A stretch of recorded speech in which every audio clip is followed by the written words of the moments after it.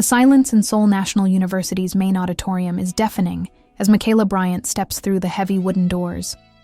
Rain drums against the windows, but every head turns toward her. 200 Korean students and faculty members watching a single black woman walk down the aisle with her chin raised and shoulders squared. Her golden skin gleams under the harsh fluorescent lights, her long curly hair still damp from the storm outside, and her tiger eyes sweep the room with unflinching determination. Professor Kim clears his throat at the podium. "Miss Bryant, you're 20 minutes late." "My apologies, Professor." Michaela's Korean is flawless, each syllable pronounced with the precision that comes from years of study.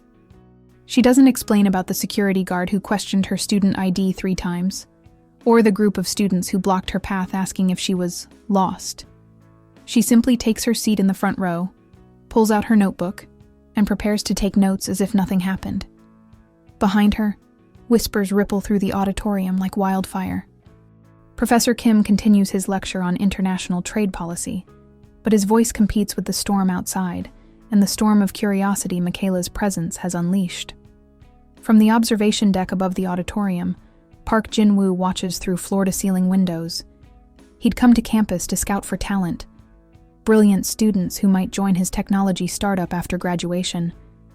Instead, he finds himself transfixed by a young woman who just weathered a room full of stares without flinching.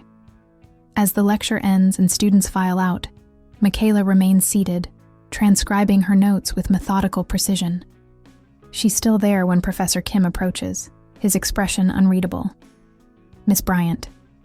His voice carries the weight of institutional authority. "Perhaps we should discuss your integration into this program." Michaela looks up, and Jin-woo sees something flash in her eyes. Not fear, but the kind of steel that can cut through bureaucratic nonsense.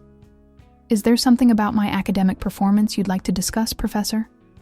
The challenge hangs in the air like electricity before lightning strikes, and Jin-woo realizes he's about to witness something that will change everything. For her, for him, and for destinies that are about to collide with the force of a perfect storm. What would you do if you discovered the most talented person you'd ever met was being systematically excluded from opportunities they'd earned? What if falling in love meant choosing between the world you inherited and the world you could help create? Subscribe to follow Michaela and Jin-woo's journey as they discover that sometimes the most beautiful love stories begin with the courage to fight for what's right, even when the entire world seems determined to keep you apart. Professor Kim's office smells like old books and disappointment. Michaela sits across from his desk, her posture perfect, despite the weight of judgment pressing down from every corner of the room. Diplomas and awards line the walls, a fortress of academic achievement that somehow feels designed to make visitors feel small. "Your test scores are exceptional," Professor Kim admits, shuffling through her file. "Top of your class at Georgetown, recommendation letters that read like love songs to your intellect. But Miss Bryant..." He pauses, studying her face. "Seoul National University has certain expectations." Michaela's hands remain folded in her lap, but Jin-woo can see the tension in her shoulders from where he stands in the hallway outside the office. He hadn't meant to eavesdrop, but something about the conversation had frozen him in place. "What kind of expectations, Professor?" "Cultural integration, social harmony, understanding one's place in the academic hierarchy." Each word lands like a carefully placed stone. "Perhaps you might consider adjusting your approach, being less visible." The suggestion hits the air like a slap. Michaela's tiger eyes narrow, and Jin-woo sees exactly what had captivated him in the auditorium. This woman doesn't shrink. She expands. "Professor Kim," her voice remains level, controlled. "Are you suggesting that excellence should be invisible if it comes in a package you weren't expecting?" "I'm suggesting that wisdom lies in understanding the environment you're operating within." Michaela stands, and even through the glass door, Jin-woo can feel the power radiating from her small frame. Then perhaps the environment needs to expand its definition of wisdom. She turns toward the door, and Jin-woo realizes he's about to be caught listening. But when she steps into the hallway and sees him there, she doesn't look embarrassed or angry. She looks curious. Interesting place to take a phone call, she says, noticing his phone pressed to his ear. A phone that hasn't rung once. Jinwoo lowers the device, feeling heat creep up his neck. In boardrooms full of senior executives, he commands respect with a glance. But this woman in her simple jeans and university sweatshirt has somehow rendered him speechless. The acoustics are better here, he manages. For eavesdropping? For considering job offers. The lie comes easily, but her raised eyebrow suggests she's not buying it. I'm Park Jinwoo. I run a technology startup. Michaela Bryant. I survive Korean academia. She extends her hand, and when he shakes it, her grip is firm, confident. Are you really offering me a job, or was that just cover for being nosy? The directness catches him off guard. In his world of calculated business moves and strategic conversations, her honesty feels revolutionary. Both, he admits. I heard what happened in there, and I heard how you handled it. Her expression softens slightly. And I think you'd be wasted in an environment that wants you to dim your light. Jinwoo pulls a business card from his wallet. Elegant, minimalist, expensive. We're always looking for brilliant people who aren't afraid to challenge conventional wisdom. Michaela studies the card, her eyes widening as she recognizes the company name. Park Technologies. You're that Park Jinwoo? Guilty. The one who revolutionized mobile payment systems in Korea? Also guilty. She looks at him differently now, and Jinwoo isn't sure if he likes the shift. In the span of 10 seconds, he's gone from mysterious eavesdropper to corporate prince, and he's not certain which version of himself she preferred. Why would the CEO of Park Technologies be recruiting on university campuses personally? Because the best minds aren't always found through traditional channels. The truth surprises him with its simplicity. Sometimes they're found defending themselves against professors who mistake brilliance for arrogance. Michaela laughs, a sound that transforms her entire face and makes Jinwoo understand why poets write about music in human voices. Mr. Park, are you offering me an internship or therapy? Whichever one gets you to say yes. The rain outside has softened to a gentle patter against the windows, and students pass by in the hallway without giving them a second glance. Two strangers talking business, nothing unusual there. But Jinwoo feels like he's standing at the edge of a cliff, waiting for someone to push him over. I'll think about it, Michaela says, tucking his card into her textbook. But I should warn you, I don't do well with people who expect me to be grateful for opportunities I've earned. Good, Jinwoo replies without hesitation. Neither do I. As she walks away, her steps echoing in the corridor, Jinwoo realizes he's made a decision that has nothing to do with business strategy and everything to do with the way she carries herself, like she owns the world, even when the world keeps trying to prove her wrong. But what he doesn't see is Sarah Kim watching from around the corner, her phone already buzzing with a text message that will set forces in motion neither of them could have anticipated. The Park Technologies building rises from Seoul's Gangnam district like a glass monument to innovation, its 42 floors reflecting the city's endless ambition. Michaela stands in the marble lobby, feeling underdressed despite her best business casual outfit. The security guard who checked her ID spoke to her in slow, careful English until she responded in fluent Korean, at which point his entire demeanor shifted from condescension to surprise. The elevator to the 38th floor moves with whisper-quiet efficiency, and Michaela uses the 60-second ride to center herself. She's here for an informational interview. Nothing more. Despite Jinwoo's compelling offer, she can't afford to get distracted from her exchange program. Not when so much depends on her success. The elevator doors open to reveal a world of sleek modern design and floor-to-ceiling windows that showcase Seoul's sprawling cityscape. Min Soo-jin, Jinwoo's assistant, greets her with a warm smile and perfect English. Miss Bryant, welcome to Park Technologies. Mr. Park is finishing up a conference call, but he'll be with you shortly. Soo-jin leads her through an open-concept workspace where young professionals work at standing desks and collaborate in glass-walled meeting rooms. The energy is infectious, creative, dynamic, nothing like the stifling hierarchy Michaela has encountered elsewhere in Korea. Your Korean is excellent, Soojin comments as they walk. How long have you been studying? 6 years, since high school. Michaela pauses, debating how much to share. I wanted to understand different perspectives on international relations. Korea seemed like a good place to start. And now? What do you think of our perspectives? The question is casual, but Michaela senses deeper currents underneath.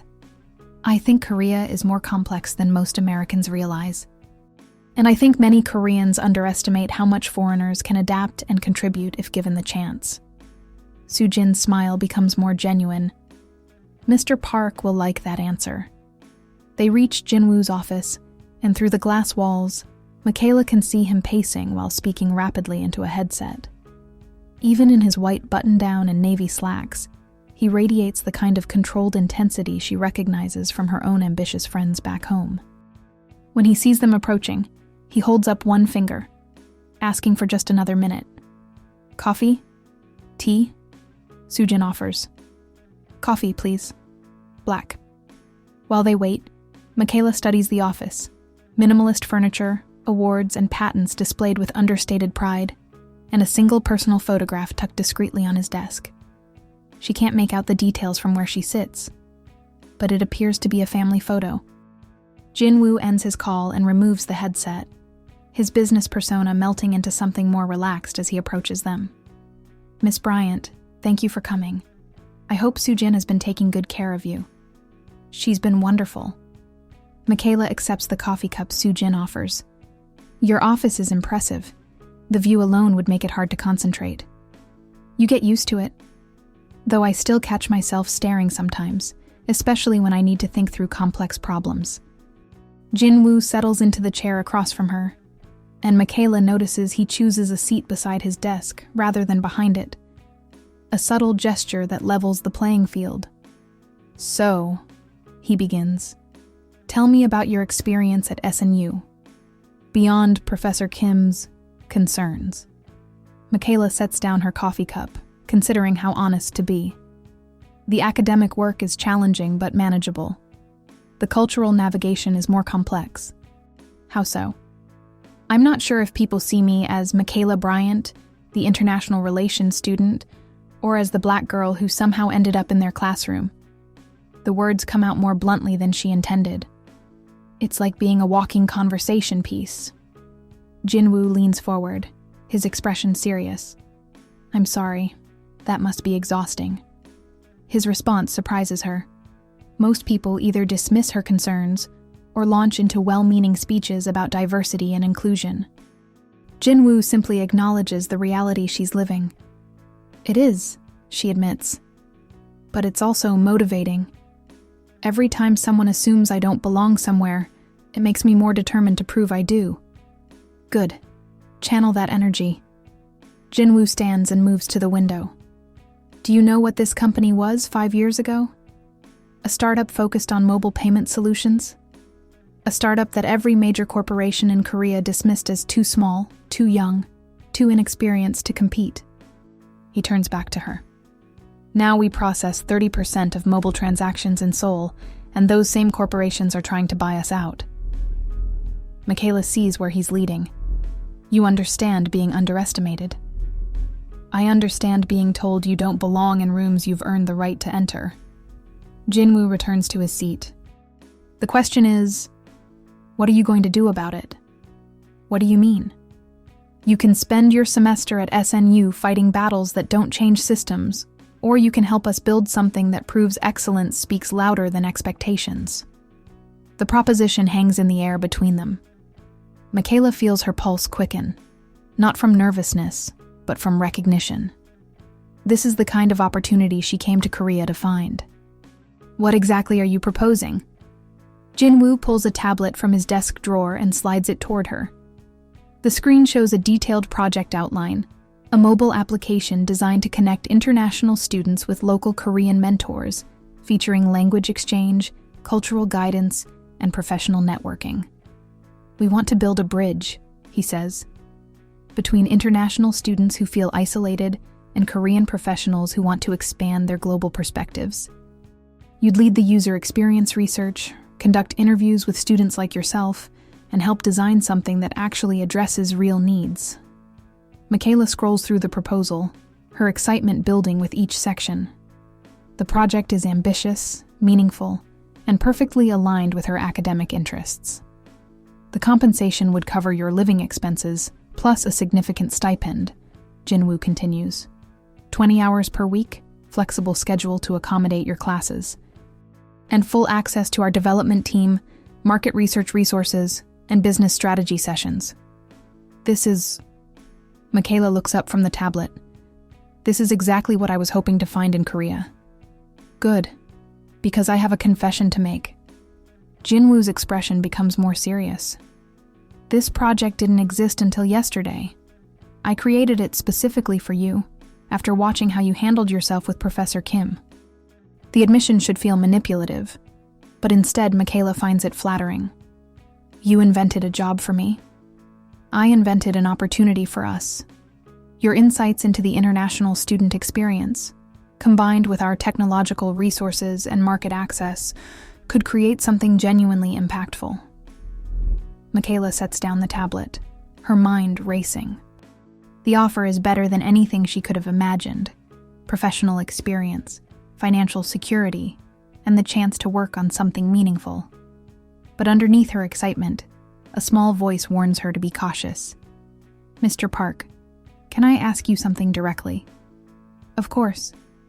Why me? Not just my qualifications, but why me specifically? You don't know me well enough to create an entire project around our collaboration. Jinwoo is quiet for a long moment, and Michaela watches him carefully.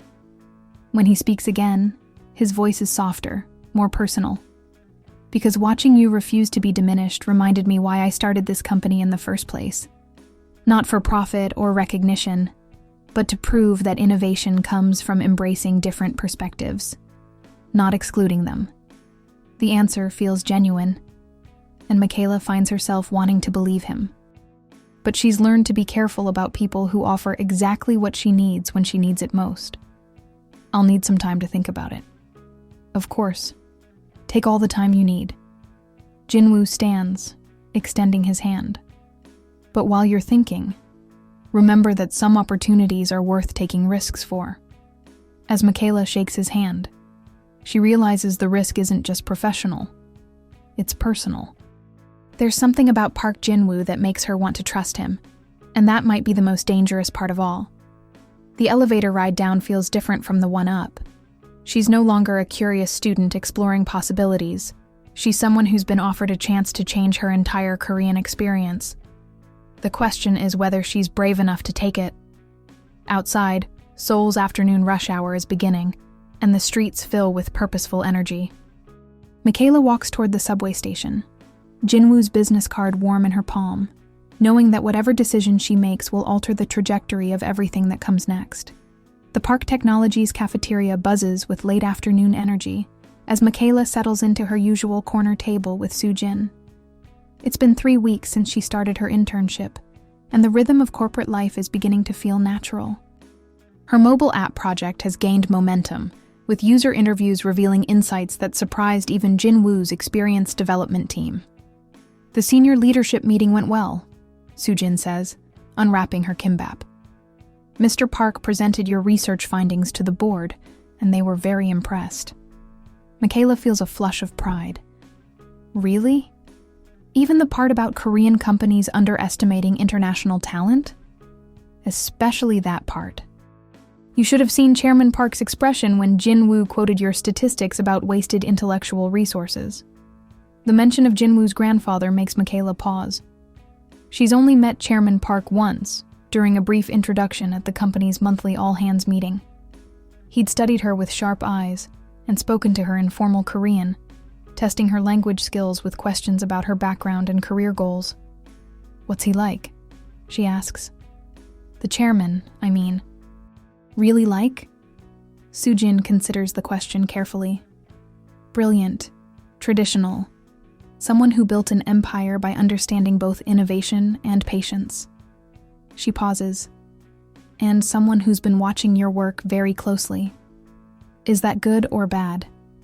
With Chairman Park, it's always both.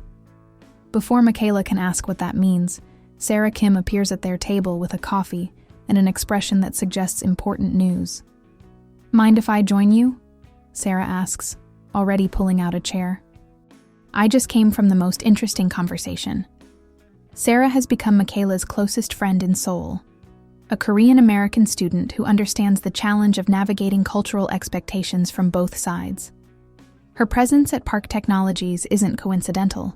She's interning with the marketing team while completing her business degree. "Define interesting," Michaela says. Sarah glances around the cafeteria before leaning closer. "Lee Sang-min was asking about you today. Very specific questions about your background, your family, your reasons for coming to Korea." The name makes both Michaela and Soo-jin tense. Lee Sang-min is a senior investor and board member who's been circling Park Technologies like a well-dressed shark, looking for ways to increase his influence over company decisions. "What kind of questions?" Soo-jin asks. Whether she has any family connections in Korea, whether her academic funding comes from government sources, whether her relationship with Jin-woo extends beyond professional collaboration. Michaela's chest tightens. "My relationship with Jin-woo is entirely professional." "I know that. You know that. But Sang-min seems to think there's more to the story." Sarah pulls out her phone and shows them a photo she took discreetly. Sang-min in conversation with a man neither of them recognize. And he's not investigating alone. Soo-jin studies the photo, her expression growing troubled. "That's Detective Park Hyun-soo. He specializes in background investigations for corporate security." "Corporate security?" Michaela's voice rises slightly. "Why would they need to investigate my background?" "Because you're having more influence than they expected," a new voice answers. The three women look up to see Jin-woo approaching their table. Even in his casual Friday attire, dark jeans and a gray sweater, he radiates the kind of executive authority that makes conversations pause at nearby tables. "May I sit?" he asks, though he's already pulling out the remaining chair. "Jin-woo, what's going on?" Soo-jin asks directly. He settles into his seat and lowers his voice. Sang-min called an emergency board meeting for Monday morning, supposedly to discuss strategic direction and personnel decisions. But my sources suggest it's specifically about Michaela's project. Michaela feels like the floor just shifted beneath her feet. "What's wrong with my project?" "Nothing. It's brilliant, well-researched, and exactly the kind of innovation that will set us apart from competitors." Jin-woo's jaw tightens. "Which is precisely why Sang-min wants to kill it." "I don't understand." Sarah leans forward. "Michaela, your app doesn't just connect international students with Korean mentors. It creates a network that could bypass traditional corporate recruiting methods. Korean companies wouldn't be able to control which foreign talent they get access to." The implications sink in slowly. Michaela's project isn't just about cultural exchange. It's about economic power. And people like Sang-min profit from controlling access to opportunities. "There's more," Jin-woo continues. Sang-min has been spreading concerns about foreign influence in Korean technology companies, suggesting that hiring international talent, especially in sensitive positions, represents a security risk. "That's ridiculous," Michaela protests. "I'm a student intern, not a corporate spy." "You're a brilliant student intern whose innovations could reshape how Korea approaches international collaboration," Soo-jin corrects gently. "That makes you dangerous to people who prefer the status quo." Jin-woo reaches across the table and places his hand over Michaela's, a gesture so natural it surprises both of them. "I won't let him destroy what you've built." The warmth of his palm against her skin sends an unexpected jolt through Michaela's system. For weeks, their relationship has been professionally flirtatious, stayed within careful boundaries. But this moment feels different, more personal. "What can we do?" she asks. "We fight." Monday morning, you'll present your project to the full board. Show them the user data, the market research, the potential revenue projections. Jin-woo's eyes hold hers. Show them that innovation comes from embracing talent, not restricting it. And if they decide against the project anyway? Jinwoo's hand tightens around hers. Then we'll find another way. I didn't invite you into this company to watch you be diminished by men who mistake fear for wisdom. The conviction in his voice makes Michaela's chest warm. She realizes that somewhere over the past 3 weeks, this stopped being just about professional opportunity. She cares about Jinwoo, about his company, his vision, his willingness to fight for what he believes is right. Okay, she says. Let's do it. As they finalize their strategy for Monday's presentation, none of them notice the figure watching from across the cafeteria. A figure with a phone pressed to his ear and eyes that miss nothing. By evening, Lee Sang-min will have a complete dossier on Michaela Bryant's academic records, visa status, and financial background. He'll also have something more valuable: confirmation that Park Jinwoo's interest in the young American goes far beyond business strategy. And in a world where corporate warfare is fought with information rather than weapons, that kind of intelligence is more dangerous than any of them realize. But tonight, walking out of Park Technologies together as Seoul's neon lights begin to flicker on, Michaela and Jinwoo are focused on the battle ahead, not the war they're about to step into. Seoul's autumn air carries the scent of street food and possibility as Michaela emerges from Gangnam Station. The board presentation went better than she dared hope. 3 hours of detailed questions, impressed nods from senior executives, and approval for the next phase of development. Even Sang-min had seemed grudgingly respectful by the end. Her phone buzzes with a congratulatory message from Sarah, followed by another from Soo-jin, and finally one that makes her heart skip. Dinner to celebrate? I know a place that makes the best bulgogi in Seoul. J.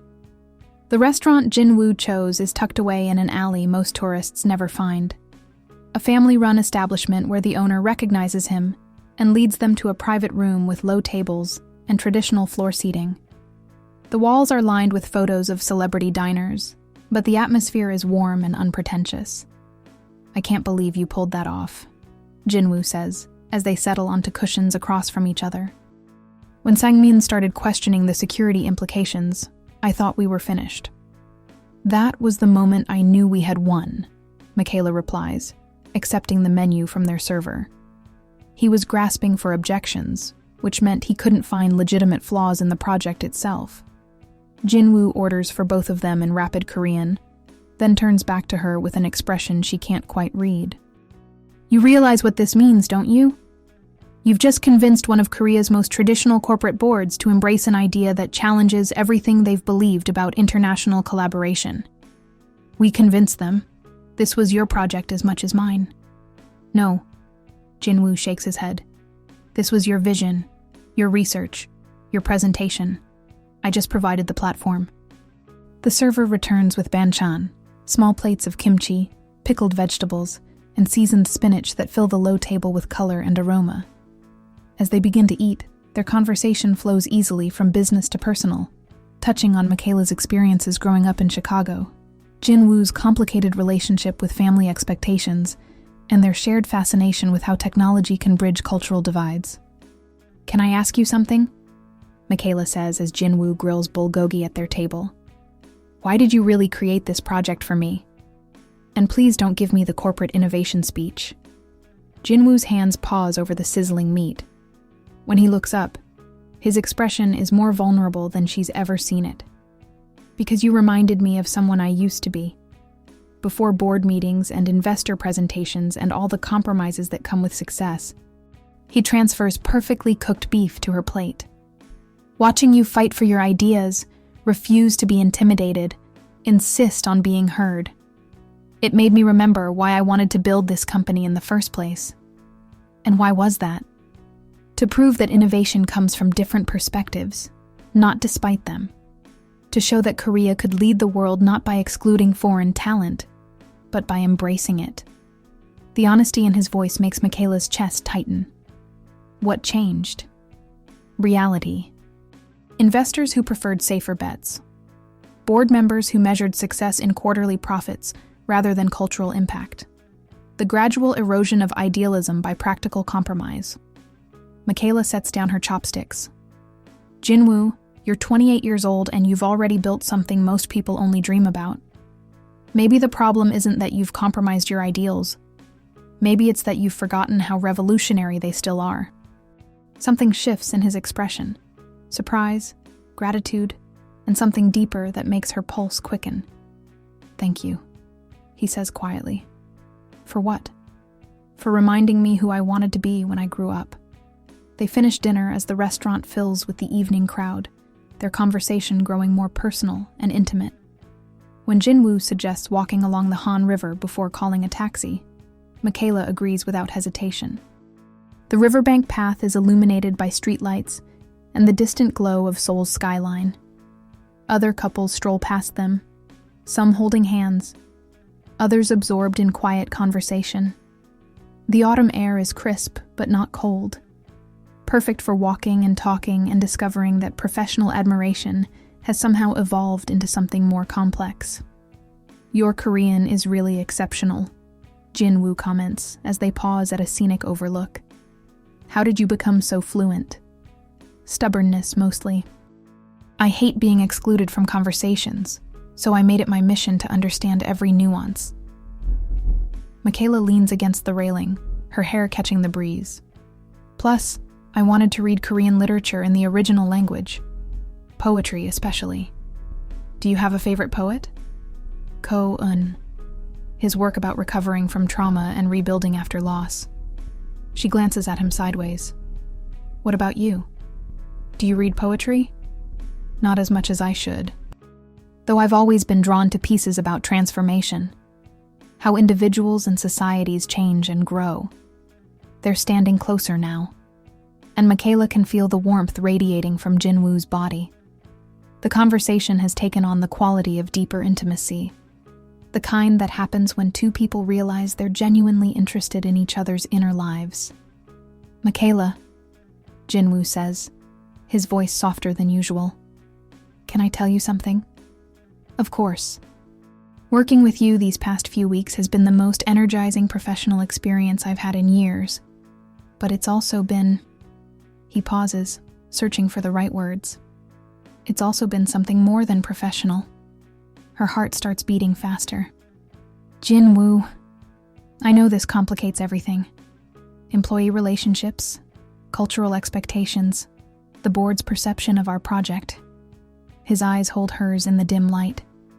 "But I can't pretend that what I feel for you is purely about business collaboration." Michaela feels like she's standing at the edge of a cliff, exhilarated and terrified in equal measure. Every rational part of her mind warns against mixing personal feelings with professional opportunities. But when she looks at Jinwoo, she sees not just the CEO who gave her a chance, but a man whose passion for innovation matches her own, whose integrity has impressed her daily, whose gentle consideration has made her feel valued in ways that extend far beyond career advancement. "It's not purely professional for me either," she admits. The space between them seems to shrink without either of them moving. Jinwoo's hand comes up to touch her face, his thumb brushing across her cheek with infinite gentleness.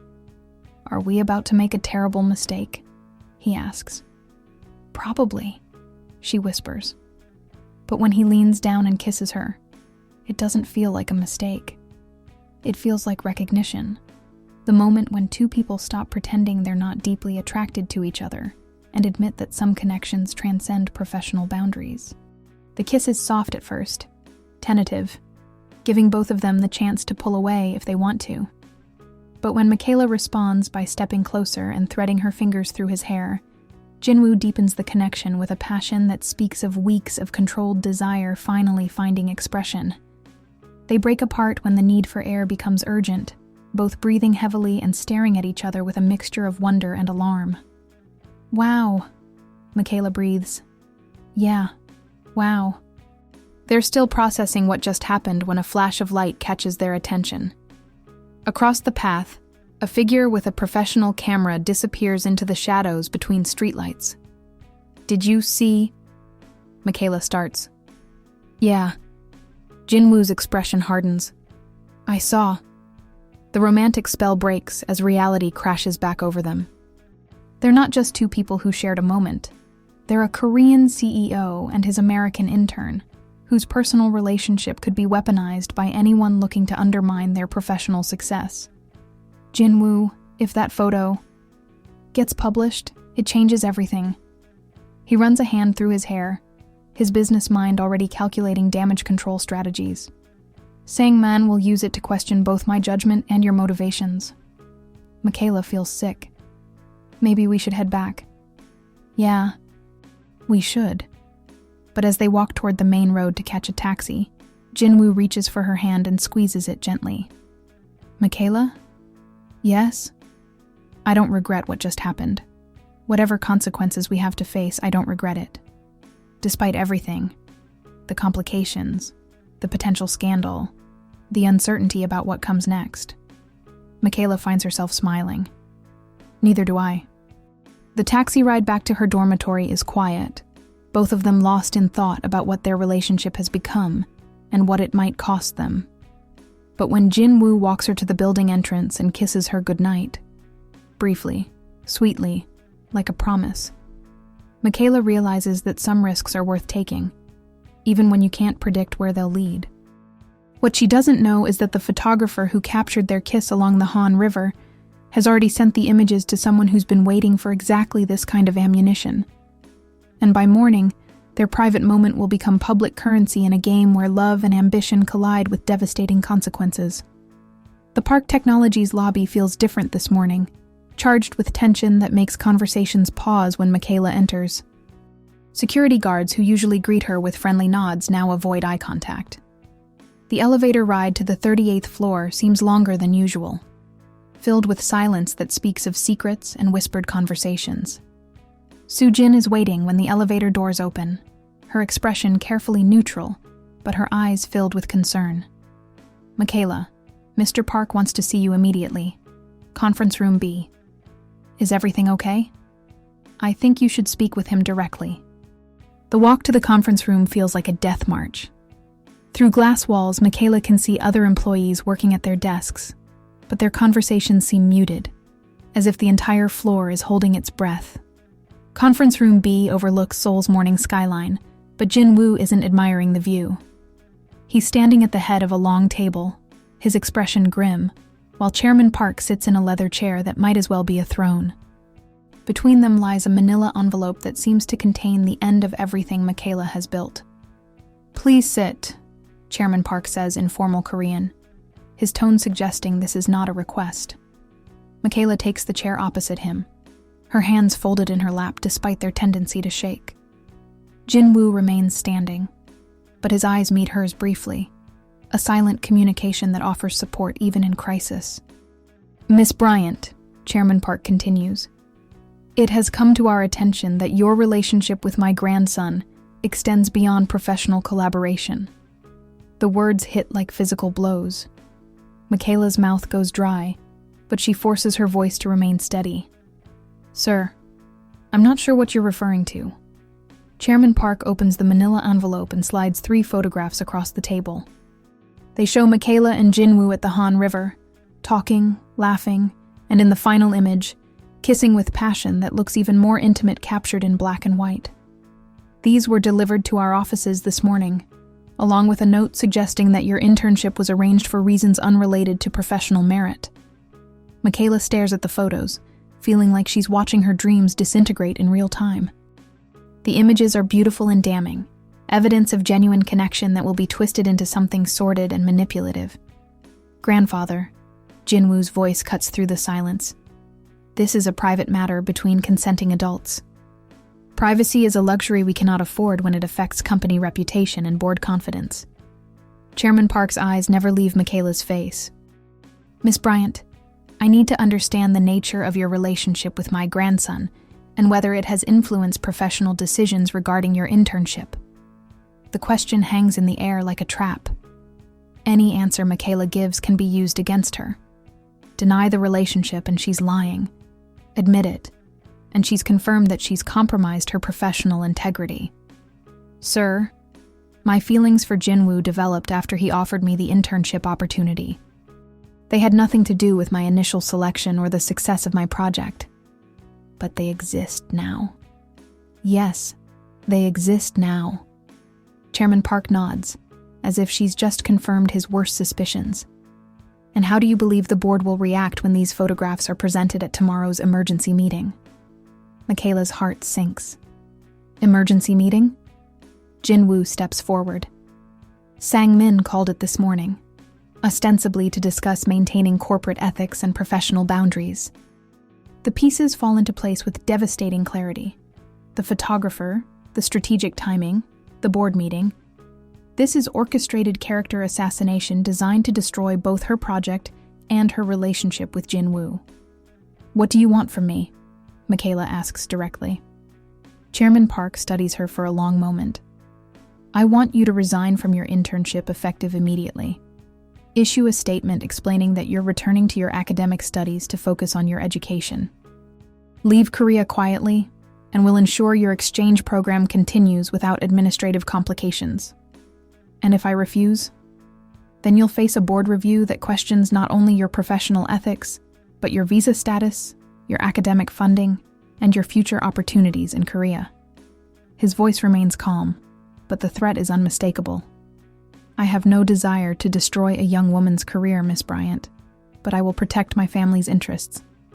The room falls silent, except for the hum of air conditioning and the distant sound of Seoul's morning traffic. Michaela feels like she's drowning, not just in consequences, but in the sudden understanding of how powerless she truly is in this world of wealth and influence. Can I have some time to think about it? You have until tomorrow morning. Michaela stands, her legs unsteady but her voice clear. Mr. Chairman, can I ask you one question? Of course. Do you believe my work has been valuable to this company? Chairman Park's expression softens almost imperceptibly. Your work has been exceptional. Under different circumstances, you would have a bright future here. But because I fell in love with your grandson, that future is impossible. Because you fell in love with my grandson, that future has become a liability we cannot afford. The distinction feels like a knife between her ribs. Michaela turns to Jin-woo, whose face reflects a mixture of rage and helplessness she's never seen before. Don't say anything, she tells him quietly. Not yet. Let me think about this.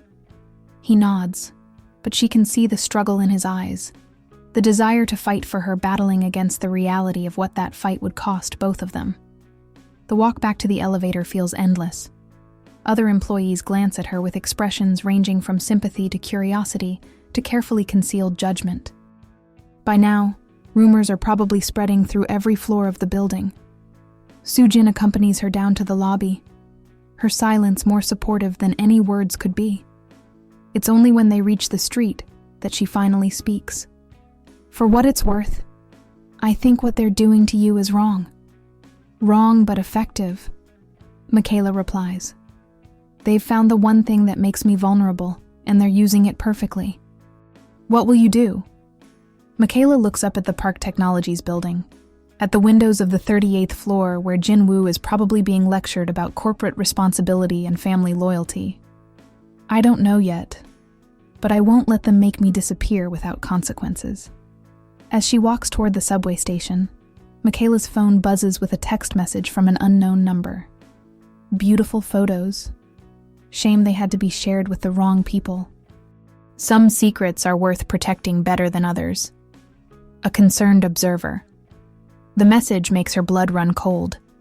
Someone orchestrated this entire situation, and they're still playing games with her future.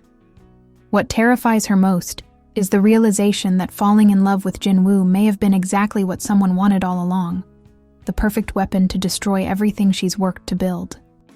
But as Seoul rushes past the train windows, Michaela makes a decision that surprises her with its clarity. She won't run away quietly. If they want to destroy her relationship and her career, they'll have to do it in full view of everyone. Because some fights are worth having, even when you know you'll lose. The coffee shop near Seoul National University feels like neutral territory, far enough from Park Technologies to avoid corporate scrutiny, familiar enough to provide comfort in the midst of chaos. Michaela sits in a corner booth, staring at her untouched Americano while rain streaks the windows and matches her internal weather. Sarah slides into the seat across from her. bringing the energy of someone who's been conducting damage control for the past 6 hours. Okay, I have news. Good news and terrible news. Which do you want first? Terrible news. Let's get it over with. Sarah pulls out her phone and shows Michaela a screenshot from a prominent Korean business blog. The headline reads, "Foreign Influence or Office Romance. Questions surround Park Technology's international hiring practices." They didn't use the photos? Michaela asks, surprised. Not yet. But the story hints at inappropriate relationships between senior management and foreign interns, and questions whether international hiring represents a security risk. Sarah scrolls down to show her the comment section. The reactions are mixed. Michaela scans the comments, her Korean good enough to understand the range of responses. Some defend her right to workplace equality, others question whether foreign students should be given such prominent roles, and several make observations about her race that make her stomach clench. And the good news? The good news is that you have more allies than you realize. Sarah puts away her phone and leans forward conspiratorially. Soojin has been conducting her own investigation into who leaked those photos. Guess what she found? What? The photographer was hired by a private investigation firm that has Lee Sang-min as a client. This whole thing was orchestrated to undermine both you and Jin-woo. Despite everything, Michaela feels a surge of vindication. So, this was never about corporate ethics or professional boundaries. This was about removing you before your project could challenge too many traditional power structures. You were getting too influential, too successful, too visible. Michaela's phone buzzes with an incoming call. Jin-woo's name appears on the screen, but she hesitates before answering. "Are you going to talk to him?" Sarah asks. "I don't know what to say. His grandfather made it clear that continuing our relationship will destroy both our careers. And if you end it, then Sang-min wins. The project dies, I slink back to the United States with my tail between my legs, and nothing changes." Sarah reaches across the table and covers Michaela's hand with hers. There's a third option, which is fight back, publicly. Make them justify their position instead of letting them control the narrative. The phone stops ringing, then immediately starts again. This time, Michaela answers. "Hello, Jin-woo. Where are you? We need to talk." His voice sounds strained, exhausted. She can imagine him in his office, fielding calls from board members and reporters while trying to figure out how to protect both her and his company. "I'm with Sarah, near campus. Can I come to you? I can't have this conversation at the office." Michaela looks at Sarah, who nods encouragingly. "Yes, but Jin-woo? Yeah? Whatever you're planning to do, make sure you're doing it for the right reasons. Don't sacrifice your company for me." "My company isn't worth anything if I have to sacrifice you to keep it." The line goes quiet, as both of them process what he's just said. Finally, Michaela gives him the coffee shop's address and hangs up. "He's on his way," she tells Sarah. "Good. You two need to figure out whether you're going to face this together or separately, because hiding isn't working for either of you." 20 minutes later, Jin-woo enters the coffee shop, looking like he's aged 5 years in one day.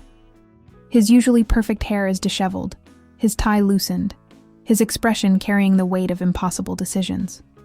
He approaches their table cautiously, as if unsure of his welcome. "Mind if I sit?" Michaela gestures to the chair beside Sarah. "How bad is it at the office?" "Bad. 3 board members have called emergency meetings to discuss corporate governance and ethical oversight. The business blog story has been picked up by 2 major news outlets. And Sang-min is pushing for an immediate vote of no confidence in my leadership." Sarah leans forward. "What's your grandfather's position?" Jin-woo runs a hand through his hair. "Officially, he supports whatever's best for company stability. Unofficially, he's furious that I've put the family in this position." "And what do you think is best for company stability?" Michaela asks quietly. Jin-woo meets her eyes directly. "I think the best thing for company stability would be proving that our success comes from embracing talent, not excluding it based on politics or prejudice. That's not what I asked. He's quiet for a moment, then reaches across the table to take her hand. I think the best thing for company stability would be showing the world that Park Technologies stands behind its values even when it's difficult. The gesture is bold, holding her hand in public when their relationship is already under scrutiny. But it also feels like a declaration, a refusal to hide what he feels for her. Jinwoo, Michaela says carefully, I need you to understand something. If we continue this relationship, it will cost you. Maybe not immediately, but eventually. Board positions, business partnerships, social standing, all of it will be affected by your association with me. Do you think I don't know that? I think you haven't experienced it yet. I've been living with those costs my entire life. You haven't. Jinwoo's grip on her hand tightens. Then teach me. Show me how to navigate a world that makes you choose between personal happiness and professional success. The request catches Michaela off guard. She's used to people who want her to adapt to their world, not people who want to learn to navigate hers. It's not a lesson you can learn in theory, she warns. Once you take this path, there's no going back to being the corporate prince who never had to prove he belonged. Good. I'm tired of being that person anyway. Sarah, who has been watching this exchange with growing amazement, finally speaks up. Are you two seriously talking about taking on one of Korea's most powerful business networks for the sake of your relationship? We're talking about taking them on for the sake of principles that should matter more than politics, Jinwoo corrects. Michaela's relationship with me is just the catalyst. Same thing, Sarah points out, and it's either incredibly romantic or completely insane. Why can't it be both? Michaela asks. As if summoned by their conversation, her phone buzzes with another anonymous message. Still time to leave quietly. Some battles can't be won, no matter how righteous the cause. Consider this friendly advice. She shows the message to Jinwoo and Sarah, both of whom react with expressions of anger and concern. They're escalating, Sarah observes. Anonymous threats usually mean someone's getting desperate. Jinwoo stands abruptly. That's it. I'm calling a press conference for tomorrow morning. Full disclosure about the project, the relationship, and the attempts to manipulate both. Jinwoo, wait. No more waiting. No more hiding. No more letting other people control our story. His eyes blaze with determination. If they want to fight, let's give them one they'll remember. Michaela looks at him. This man who's willing to risk everything he's built for a principle and a relationship he believes in, and realizes she's fallen in love not just with his success, but with his integrity. Okay, she says. Let's fight. But as they leave the coffee shop together, none of them notice the familiar figure watching from across the street, or the phone call that will ensure tomorrow's press conference becomes the battlefield where reputations, relationships, and futures will either be won or lost forever. The letter arrives at dawn, slipped under Michaela's dormitory door while Soul sleeps, and she stares at the ceiling, rehearsing arguments for the press conference that's scheduled to begin in 4 hours. The envelope is expensive paper, her name written in Jinwoo's careful handwriting, and her heart sinks before she even opens it. Michaela, by the time you read this, I'll be on a plane to Singapore. I've accepted a position with Park Technologies' regional office there, a lateral move that the board has positioned as necessary for developing international market perspectives, but which we both know is exile. I'm not brave enough to face you with this decision, and I'm not strong enough to fight for us the way you deserve. This morning's emergency board meeting made it clear that continuing our relationship would destroy not just my career, but yours as well. Sangmin has threatened to have your visa revoked, your academic funding questioned, and your reputation damaged beyond repair. I thought I could protect you by fighting publicly, but I've learned that some battles only make the casualties worse. The press conference would have exposed you to scrutiny you didn't ask for, judgment you don't deserve, and consequences you shouldn't have to bear. You came to Korea to study international relations and build a career that changes the world. Don't let my cowardice derail that dream. The mobile app project will continue under your direction. I've arranged for full funding, a dedicated development team, and administrative support that bypasses traditional corporate hierarchy. It's not the collaboration we planned, but it's the innovation you envisioned. I'm sorry I'm not the man you believed I could be. I'm sorry I let them make me choose between you and everything else. And I'm sorry I chose wrong. Someday, when you're running international organizations and changing policies that affect millions of lives, I hope you'll remember that someone in Seoul believed in your vision enough to build a company around it, even if he wasn't brave enough to build a life around it. All my love and all my regrets. Jin-woo. The letter flutters to the floor as Michaela's hands start shaking. She reads it twice, 3 times, waiting for the words to change, for some hidden message to reveal that this is strategic rather than surrender. But there's no coded meaning, no secret plan, just a man who chose safety over courage when the stakes became too high. Her phone rings. Sarah's name appears on the screen. Michaela, have you seen the news? What news? Her voice sounds hollow, distant. Park Jin-woo is in Singapore. His assistant issued a statement about exploring regional partnerships, but everyone knows it's because of the scandal. Are you okay? Michaela stares at the letter, at Jin-woo's careful explanation of why loving her was too expensive for him to afford. I'm fine. You don't sound fine. I'm processing. There's a long pause. Do you want me to come over? No, I need to think. She hangs up and sits on her narrow dormitory bed, surrounded by the detritus of her Korean experience, textbooks on international trade, notes from her internship project, photos of Seoul adventures with Sarah, and now a farewell letter that reads like an obituary for everything she'd started to hope for. The press conference was supposed to happen in 3 hours. Reporters were expecting statements from both Jin-woo and Michaela about their relationship, their project, and their response to corporate pressure. Instead, they'll find one missing CEO and one abandoned intern trying to explain why innovation apparently wasn't worth fighting for after all. Her phone buzzes with a text from an unknown number. Excellent decision by Mr. Park. Some complications resolve themselves when sensible people make sensible choices. Your cooperation in maintaining professional boundaries is appreciated. The message makes her stomach turn. Sang-min's victory is complete. He's eliminated both the relationship and Jin-woo's influence, leaving Michaela isolated and vulnerable. Worse, he's done it by making Jin-woo complicit in his own defeat. But as Michaela stares at the letter, she realizes something that surprises her. She's not just heartbroken. She's furious. Furious that Jin-woo abandoned their project and their relationship without consulting her. Furious that he made decisions about her future without including her in the conversation. Furious that he chose to protect her by eliminating himself rather than trusting her to fight alongside him. Most of all, she's furious that he's given Sang-min exactly what he wanted, proof that foreign talent can be intimidated into compliance when the pressure becomes uncomfortable. Her phone rings again. This time, it's Soo-jin. Michaela, I just heard about Jin-woo's transfer. Are you? I'm going to the press conference. What? But Jin-woo isn't here to... I'm going to the press conference, Michaela repeats, her voice growing stronger. With or without him. Michaela, that's not advisable.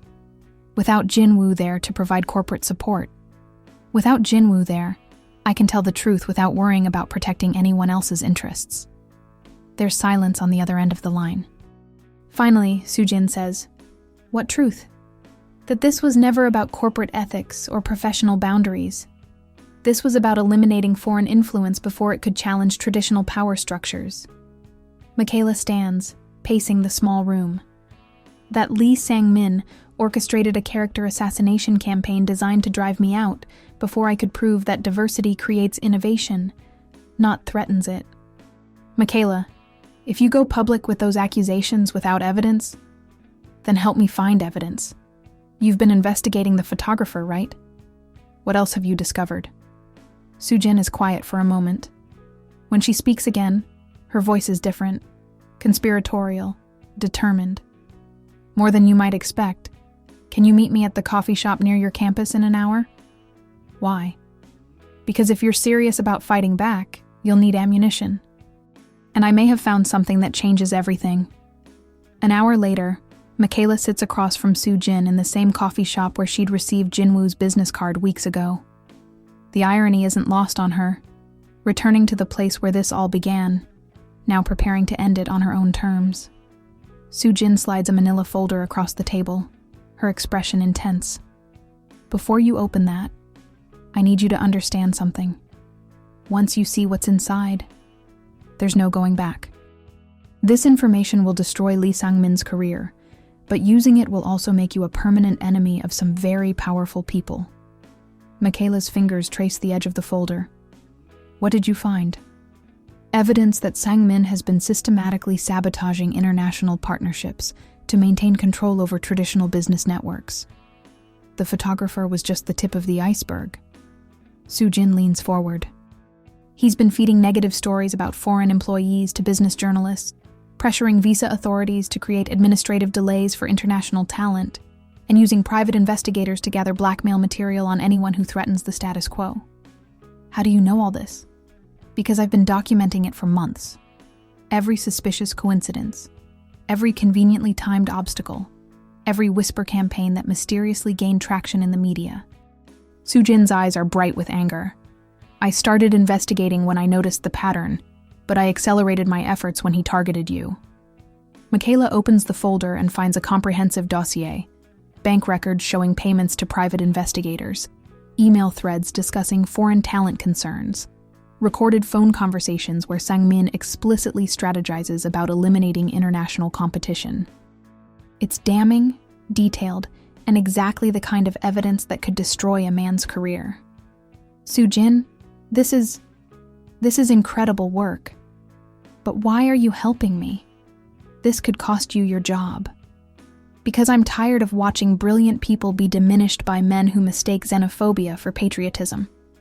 Soo-jin's voice is steady, resolute. And because someone needs to prove that Korea's future depends on embracing different perspectives, not excluding them.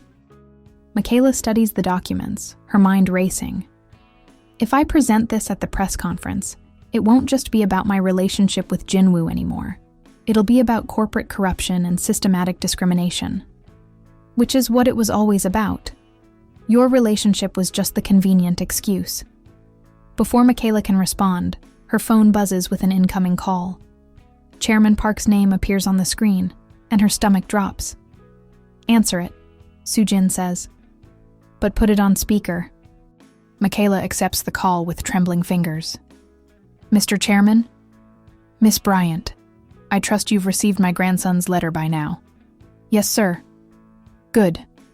Then you understand that certain adjustments have been made to ensure corporate stability. His voice is formal, businesslike.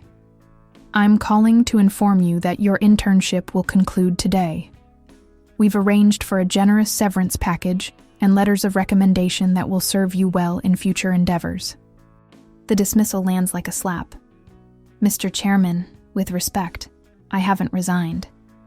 No, but circumstances have made your continued employment untenable. I'm sure you understand. Michaela looks at Soo-jin, who nods encouragingly. Actually, sir, I don't understand. Could you explain exactly which circumstances make my excellent work performance untenable? There's a pause on the other end of the line. Miss Bryant, I appreciate your directness, but some situations are beyond individual control. Are they? Or are they the result of specific individuals making specific choices to preserve specific power structures? Another pause, longer this time. I'm not sure what you're implying. I'm not implying anything, Mr. Chairman. I'm stating directly that my employment termination has nothing to do with my work performance or my relationship with your grandson, and everything to do with external pressure designed to eliminate foreign influence from Korean corporate leadership. Soo-jin gives her a thumbs up, clearly impressed by her directness. Miss Bryant. Chairman Park's voice becomes softer, more personal. What is it you want from this conversation? The question catches her off guard. She expected continued corporate speak, not genuine inquiry. I want the truth, sir. And I want the chance to prove that innovation comes from embracing different perspectives, not excluding them because they challenge comfortable assumptions. There's a long silence. When Chairman Park speaks again, his tone has shifted completely. Miss Bryant, are you free this afternoon? I'd like to speak with you in person. Yes, sir. Good. Come to my private office at 3 o'clock. The address is... He provides directions to a location in Gangnam, different from the Park Technologies building. And Miss Bryant? Yes? Bring whatever evidence you have about external pressure affecting your employment. I'm very interested in understanding the full scope of the situation. The line goes dead. Michaela stares at her phone, unsure whether she's just been invited to a salvation or an execution. Did Chairman Park just ask to see your evidence against Sang-min? Soo-jin asks. I think so. Either he's planning to help you destroy Sang-min, or he's planning to destroy the evidence, and you along with it. Michaela considers the options. Only one way to find out. Are you sure about this? Chairman Park is legendary for his strategic thinking. He doesn't make moves unless he's already calculated all the outcomes. Then maybe it's time someone showed him an outcome he hasn't calculated. Michaela closes the folder and stands. Are you willing to come with me? To potentially throw away my career by confronting one of Korea's most powerful businessmen with evidence of corporate corruption? Soo-jin grins. Absolutely. As they leave the coffee shop, Michaela feels something she hasn't experienced since Jin-woo's departure. Hope. Not the romantic hope that had sustained her through their relationship, but something more powerful. The hope that comes from refusing to be diminished, even when the entire world seems designed to make you smaller. Chairman Park's private office is located in a building that speaks of old money and older power. Marble lobbies, traditional Korean artwork, and security that's both invisible and absolute. When they arrive at 3 o'clock, they're escorted to a conference room that overlooks Seoul's sprawling metropolis. Chairman Park enters alone, dressed in a charcoal suit that probably costs more than Michaela's annual tuition. But his expression isn't the cold business mask she expected. It's curious, almost respectful. Miss Bryant, Miss Min. He nods to both women. Thank you for coming. Please sit. They settle around a small conference table, and Chairman Park pours tea with the careful ritual of someone who understands that important conversations require proper preparation. Miss Bryant, my grandson believes he protected you by leaving Korea. Do you agree with his assessment? The question is direct, personal. No, sir. I believe he protected himself by avoiding a fight he wasn't sure he could win. And you? Are you sure you can win? Michaela meets his gaze directly. I'm sure I'd rather lose fighting for something meaningful than win by accepting something unjust. Chairman Park nods slowly. Show me what you've discovered. For the next hour, Michaela and Soo-jin present their evidence methodically. The photographs, the financial records, the documented pattern of Sang-min's interference. Chairman Park listens without interruption, occasionally asking for clarification, but never challenging their conclusions. When they finish, he sits back in his chair and studies them both. This is quite compelling, he says finally, and quite damaging to someone I've considered a trusted advisor. What will you do with it? Michaela asks. What would you do with it? The question forces her to articulate what she's been feeling. I'd use it to prove that Korean businesses become stronger by embracing international talent, not weaker by excluding it. I'd show that innovation requires diversity, and that anyone trying to prevent that diversity is actually weakening Korea's competitive position. Even if using this information destroys careers and relationships? Even then. Chairman Park nods thoughtfully. Miss Bryant, would you be surprised to learn that I've been conducting my own investigation into Lee Sang-min's activities? Michaela's heart skips. You have? For months. Your situation was simply the final piece of evidence I needed. He opens his own folder and slides documents across the table. Sang-min has been systematically undermining not just international hiring, but any initiative that threatened his influence over company decisions. Your project was threatening because it would have created networks he couldn't control. Then why didn't you stop him sooner? because I needed him to reveal the full extent of his activities before I acted. In business, as in warfare, it's better to defeat an enemy completely than to simply inconvenience them. The implications sink in slowly. Are you saying you've been protecting me? I'm saying I've been investigating whether you were worth protecting. Your work performance suggested you were. Your response to adversity has confirmed it. Chairman Park stands and moves to the window overlooking Seoul. Miss Bryant, Park Technologies needs leaders who understand that Korea's future lies in global collaboration, not isolationism. The question is whether you're prepared to be one of those leaders. What do you mean? He turns back to face her. I mean, I'm offering you Jinwoo's position as head of international development. Full executive authority, competitive salary, and the resources to build programs that demonstrate how diversity drives innovation. The offer hits her like a physical force. Mr. Chairman, I'm a student. I'm 22 years old. I don't have the experience. You have something more valuable than experience. You have vision, courage, and the ability to see possibilities that others miss. His eyes hold hers. The question is whether you're brave enough to accept responsibilities that will make you a target for people who prefer the status quo. Michaela looks at Soo Jin, whose expression combines excitement and concern. This is everything she came to Korea hoping to find, and everything she never dared imagine was possible. What about Jinwoo? My grandson made his choice based on what he thought was best for everyone involved. You'll make yours based on what you think is right. Chairman Park returns to his seat. But understand this. If you accept this position, there will be no protected sanctuary. You'll face scrutiny, criticism, and attempts to undermine your authority. Are you prepared for that? Michaela thinks about the girl who walked into that auditorium weeks ago, determined not to be diminished by stares and whispers. She thinks about the woman who refused to let Professor Kim make her invisible, who built a project that challenged assumptions, who fell in love with someone brave enough to see her potential. Yes, sir, I'm prepared for that. Good. Chairman Park smiles for the first time since she's known him. Then welcome to Park Technologies, Executive Director Bryant. Your first task is presenting your strategic vision to the board of directors tomorrow morning. What about Sang-min? Mr. Lee will be tendering his resignation this afternoon. Personal reasons, of course. As they shake hands, sealing an agreement that will change the trajectory of her entire life, Michaela realizes that some battles are won not through confrontation, but through proving yourself worthy of victory. And sometimes the most powerful people are waiting to see if you're strong enough to deserve their support.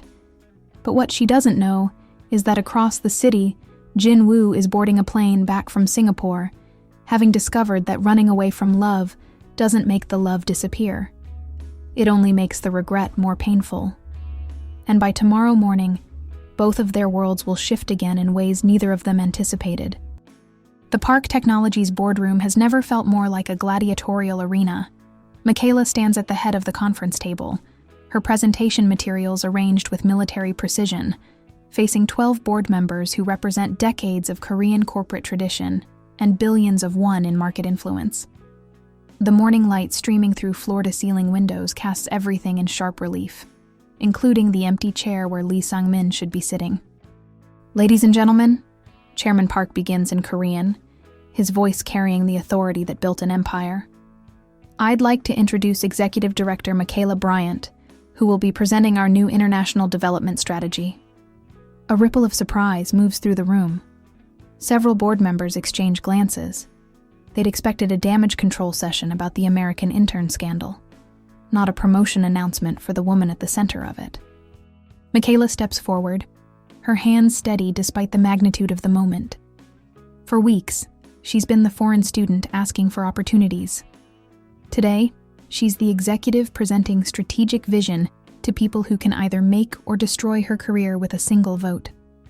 Honorable board members, she begins in flawless Korean, I stand before you not as an intern seeking approval, but as a leader presenting the future of Korean innovation.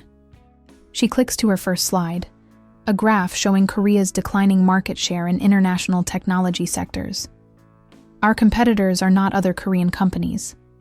They're global networks that leverage diverse talent to create breakthrough innovations. While we debate whether to include international perspectives, they're already building products that serve global markets. Board member Kim Yun-ho, a stern woman in her 60s, leans forward. Miss Bryant, your background is impressive, but what qualifies you to advise Korean corporations on international strategy? The challenge is direct, testing whether she'll defer to authority or claim her expertise. Michaela chooses to claim it. Mrs. Kim, my qualification is not my background, it's my results. In 3 months as an intern, I designed a platform that connected international students with Korean professionals, generating 12,000 user registrations and establishing partnerships with 5 major universities. That wasn't theory, that was innovation that worked.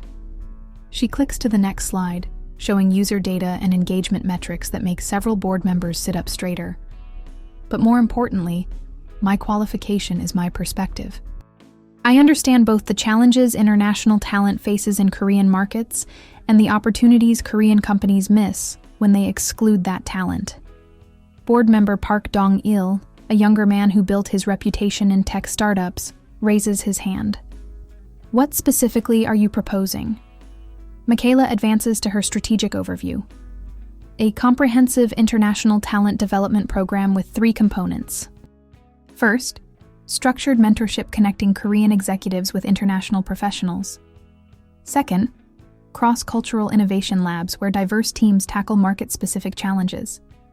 Third, leadership exchange programs that send Korean managers to international markets while bringing international executives to Seoul. And the return on investment? Asks Mrs. Kim. Conservative projections show 30% revenue growth in international markets within 2 years, based on improved product localization and expanded market penetration. Michaela clicks to financial projections. More aggressive projections, if we fully embrace innovative approaches, show 60% growth. The room falls silent as board members study the numbers. These aren't feel-good diversity initiatives. They're strategic business propositions backed by data. But before anyone can respond, the conference room doors open, and a figure enters that makes Michaela's heart stop. Jin-woo walks in, travel-worn but determined, still carrying the weight of Singapore humidity and 36 hours without sleep. His eyes find hers across the room, and she sees something she didn't expect. Pride, admiration, and an apology that speaks louder than words.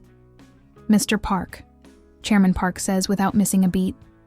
How good of you to join us. Miss Bryant was just presenting her strategic vision for international development.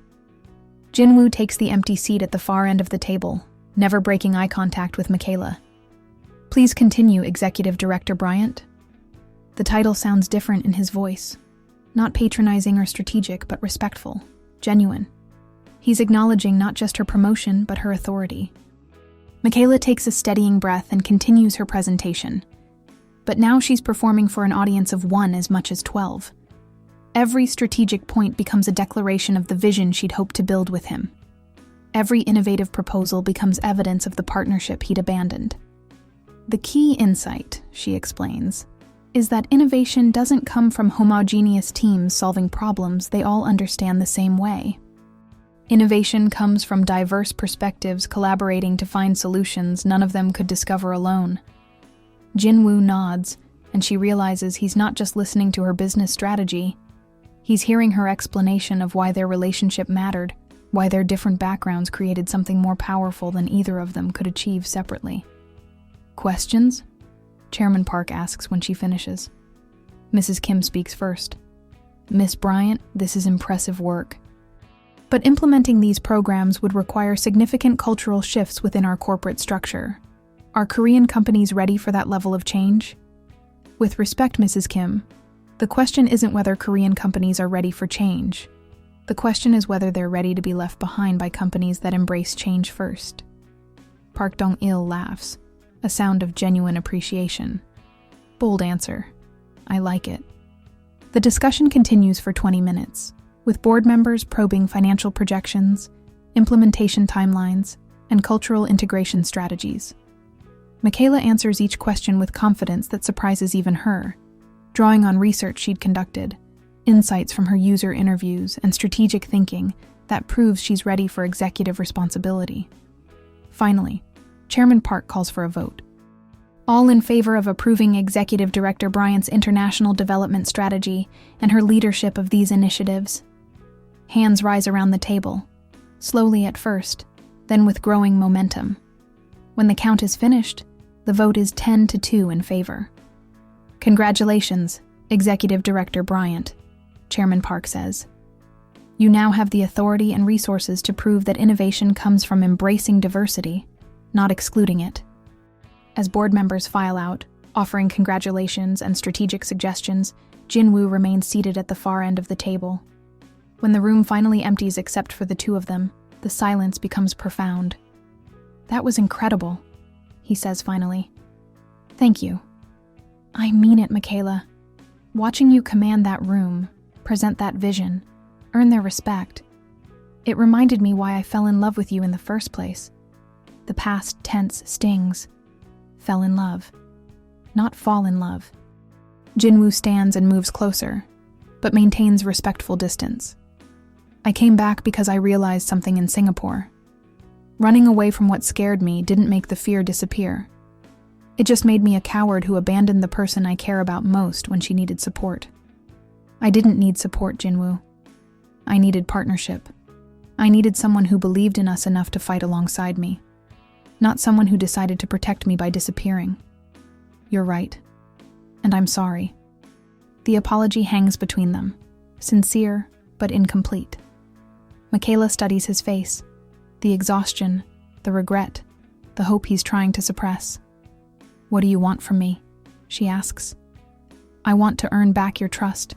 I want to prove that I'm the man you believed I could be, not the coward I became when the pressure got too intense. And how do you plan to do that? Jinwoo pulls an envelope from his jacket, different from the farewell letter. This one sealed with his company's logo.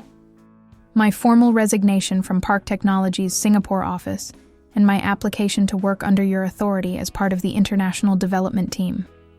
Michaela stares at the envelope, understanding its significance. You want to work for me? I want to work with you. As equals this time, not as CEO and intern. As partners building something meaningful. The offer is everything she'd hoped for weeks ago, but coming now, after his abandonment and her independent success, it feels complicated. Jinwoo, I don't need you anymore. Not professionally. I've proven I can build this vision without your support. I know. That's what makes me want to be part of it even more. She takes the envelope, feeling its weight. If I accept this, you'll report to me. Follow my strategic direction. Accept my authority over projects you used to control. Yes. And our personal relationship will be whatever you decide it should be. I forfeited the right to expectations when I chose to run instead of fight. Michaela looks out the conference room windows at Seoul's bustling landscape. The city where she'd arrived as an uncertain exchange student and was now departing as a corporate executive. The transformation feels impossible and inevitable simultaneously. I'll consider your application, she says finally. But Jinwoo? Yeah? If we do this, we do it right. No special treatment because of our history. No corporate politics because of family connections. No running away when things get difficult. Understood. And no assumptions about what our personal relationship becomes. We'll rebuild that from scratch if we rebuild it at all. Jinwoo nods, hope and uncertainty warring in his expression. I understand. And Michaela? What? I'm proud of you. For fighting when I ran. For succeeding when I doubted.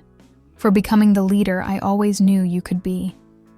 As she walks out of the conference room, her conference room now, Michaela realizes that some stories don't end with reunion and reconciliation.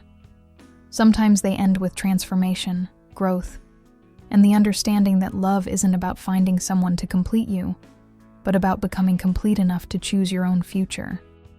6 months later, the Park Technology's international development floor buzzes with an energy that would have been unimaginable when Michaela first walked into the building.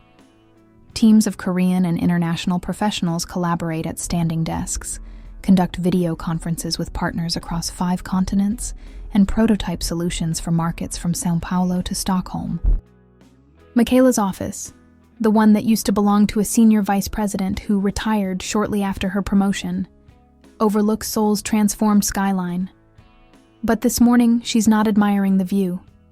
She's preparing for the quarterly board presentation that will determine whether her programs receive expanded funding or face budget cuts that could cripple everything she's built. A soft knock interrupts her preparation.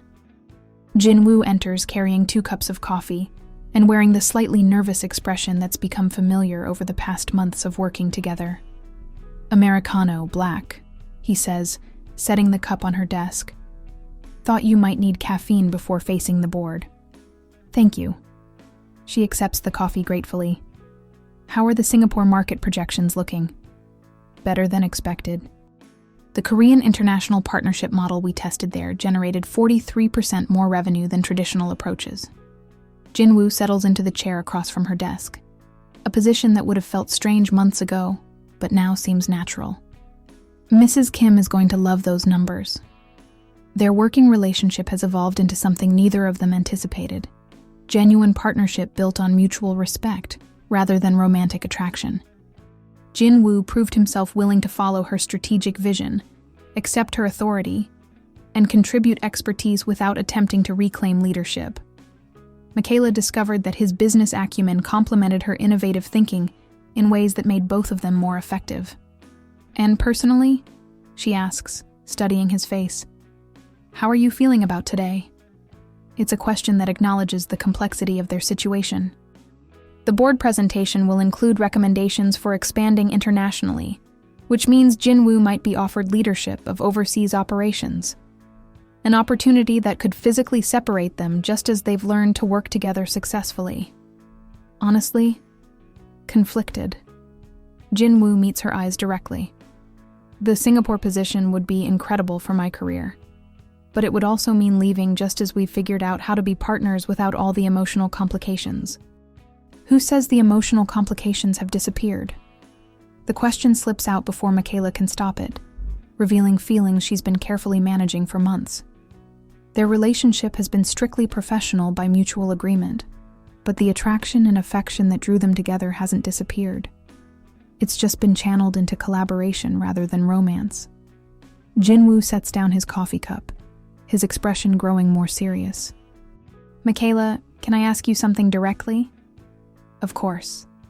Do you think there's a future for us? Not professionally, that's clearly working, but personally, as people who care about each other beyond business objectives."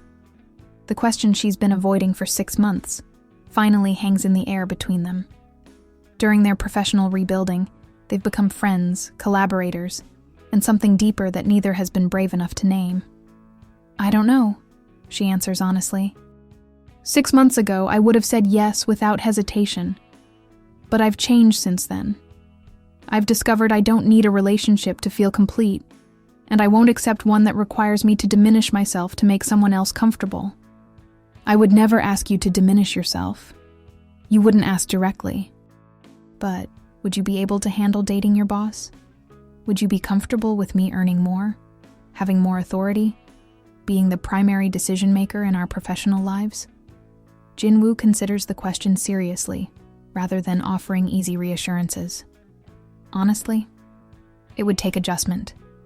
I was raised in a culture that taught me to be the provider, the leader, the one who makes major decisions. But watching you succeed these past months has shown me that leadership isn't about control. It's about creating conditions where everyone can contribute their best work. That's a beautiful theory, but theories get tested when egos are challenged. Before Jin-woo can respond, Soo-jin appears in the doorway with an expression that suggests urgent news. "Michaela, sorry to interrupt, but you need to see this immediately." She hands over a tablet displaying a major Korean business publication. The headline reads, "Park Technology's International Success Story: How American Executive Director Transformed Corporate Culture." Michaela scans the article quickly, her eyes widening as she reads. The piece isn't just about her professional success.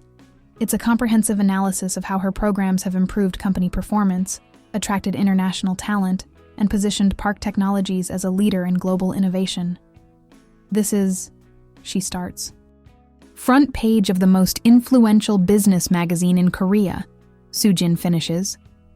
"Complete with interviews from board members praising your strategic vision, data showing improved market performance, and a photograph of you leading a meeting with the headline, 'The Future of Korean Business.'" Jinwoo leans over to read the article, his expression shifting from concern to amazement. "Michaela, this isn't just good press. This is validation from the most traditional elements of Korean business culture that your approach works." "Which means," she asks, though she's beginning to understand the implications, "which means you're not just successful, you're influential. You're changing how Korea thinks about international collaboration, corporate leadership, and innovation strategy." Soo-jin grins. "You've become exactly what you came here hoping to become." The realization hits Michaela with unexpected force. 6 months ago, she was fighting for basic respect and professional opportunities. Today, she's being recognized as a leader who's transforming corporate culture in one of the world's most traditional business environments. Her phone buzzes with a message from Chairman Park. "Outstanding press coverage. The board is very pleased. We should discuss expanded responsibilities and long-term strategic planning." "I need to think," Michaela says, standing and moving to the window. Seoul stretches out below her, the city where she'd arrived alone and uncertain, now the place where she's built something meaningful and lasting. Jinwoo joins her at the window, maintaining respectful distance but offering silent support. "What are you thinking?" he asks. "I'm thinking that when I came to Korea, I was looking for opportunities to prove myself, but I've discovered something more important. I've learned to create opportunities for other people to prove themselves too. And maybe that's what love should be like as well. Not two people trying to prove they're worthy of each other, but two people creating conditions where both can become their best selves." Jinwoo turns to face her directly. "Are you saying what I think you're saying?" "I'm saying that if you're offered the Singapore position, you should take it. Build something amazing there, using everything we've learned about international collaboration." Michaela meets his eyes. "And I'm saying that when you come back to Seoul for quarterly reports, maybe we can have dinner together, as equals, as partners, as people who care enough about each other to support individual growth, rather than demanding sacrifice for togetherness. And if I said I'd rather stay here and keep working with you, I'd say that's the wrong reason to make a career decision. Choose Singapore because it's right for your professional development, not because you're afraid of long-distance complications." Jinwoo smiles, the first genuinely relaxed expression she's seen from him in months. "You realize you're basically telling me to leave you so that we might have a better chance at a future together. I'm telling you to trust that if what we have is real, it can survive some geographic distance and professional independence." Before he can respond, Sarah bursts through the office door with characteristic enthusiasm and zero regard for corporate protocol. "Oh my God, Michaela, did you see the magazine article? You're famous. You're like the poster child for international success in Korean business." She stops mid-celebration when she notices Jinwoo. "Oh, hi. This is awkward." "It's fine, Sarah. Jinwoo and I were just discussing future plans." Sarah looks between them with the expression of someone trying to decode complex interpersonal dynamics. Good future plans or complicated future plans? "Both," Michaela and Jinwoo answer simultaneously, then laugh at their synchronicity. The board presentation that afternoon goes even better than projected. Mrs. Kim announces that the International Development Division will receive doubled funding for the next fiscal year. Chairman Park formally offers Jinwoo the leadership position for Southeast Asian operations, with full autonomy to implement the collaboration model they've developed in Seoul. And at the end of the meeting, as board members file out discussing expansion strategies and market opportunities, Jinwoo approaches Michaela with an expression of wonder and determination. "Executive Director Bryant," he says formally, "I'm honored to accept the Singapore position.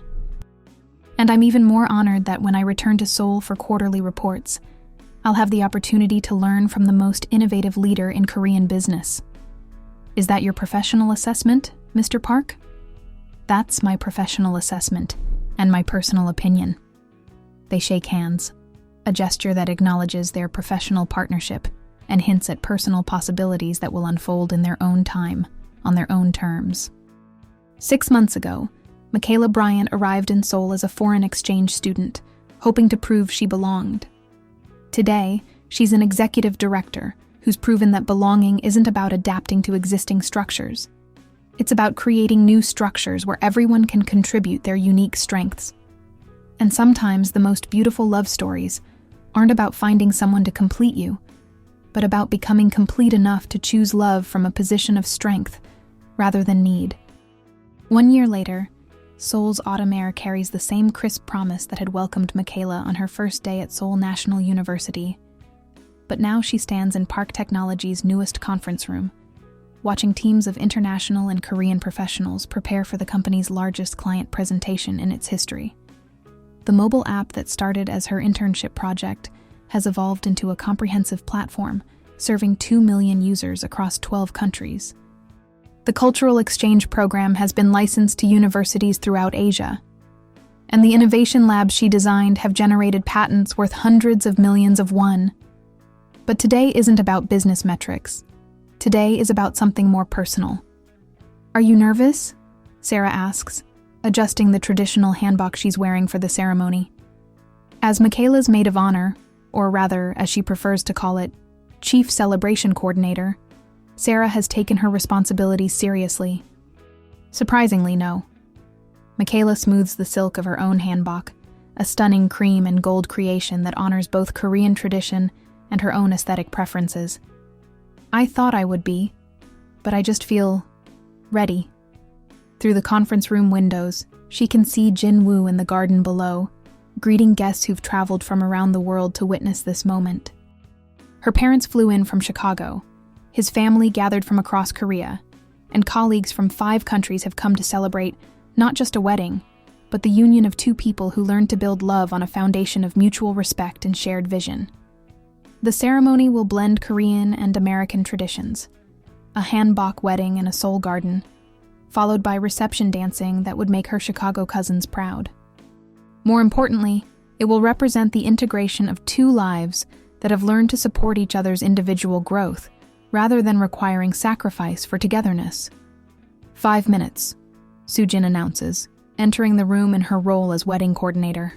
Over the past year, she's become not just Michaela's colleague, but one of her closest friends, someone who understood both the professional and personal journey that led to this moment. Michaela's phone buzzes with a text from Jin-woo. Ready to become partners in everything, not just business? She responds, ready to prove that the best partnerships are between people who choose each other from positions of strength. I love your corporate strategic thinking, Executive Director Park. I love your willingness to take direction, Director of International Operations Park. The playful exchange reflects how their relationship has evolved. Jin-woo's 2 years in Singapore were professionally transformative. He built Park Technology's Southeast Asian operations into the company's fastest-growing division.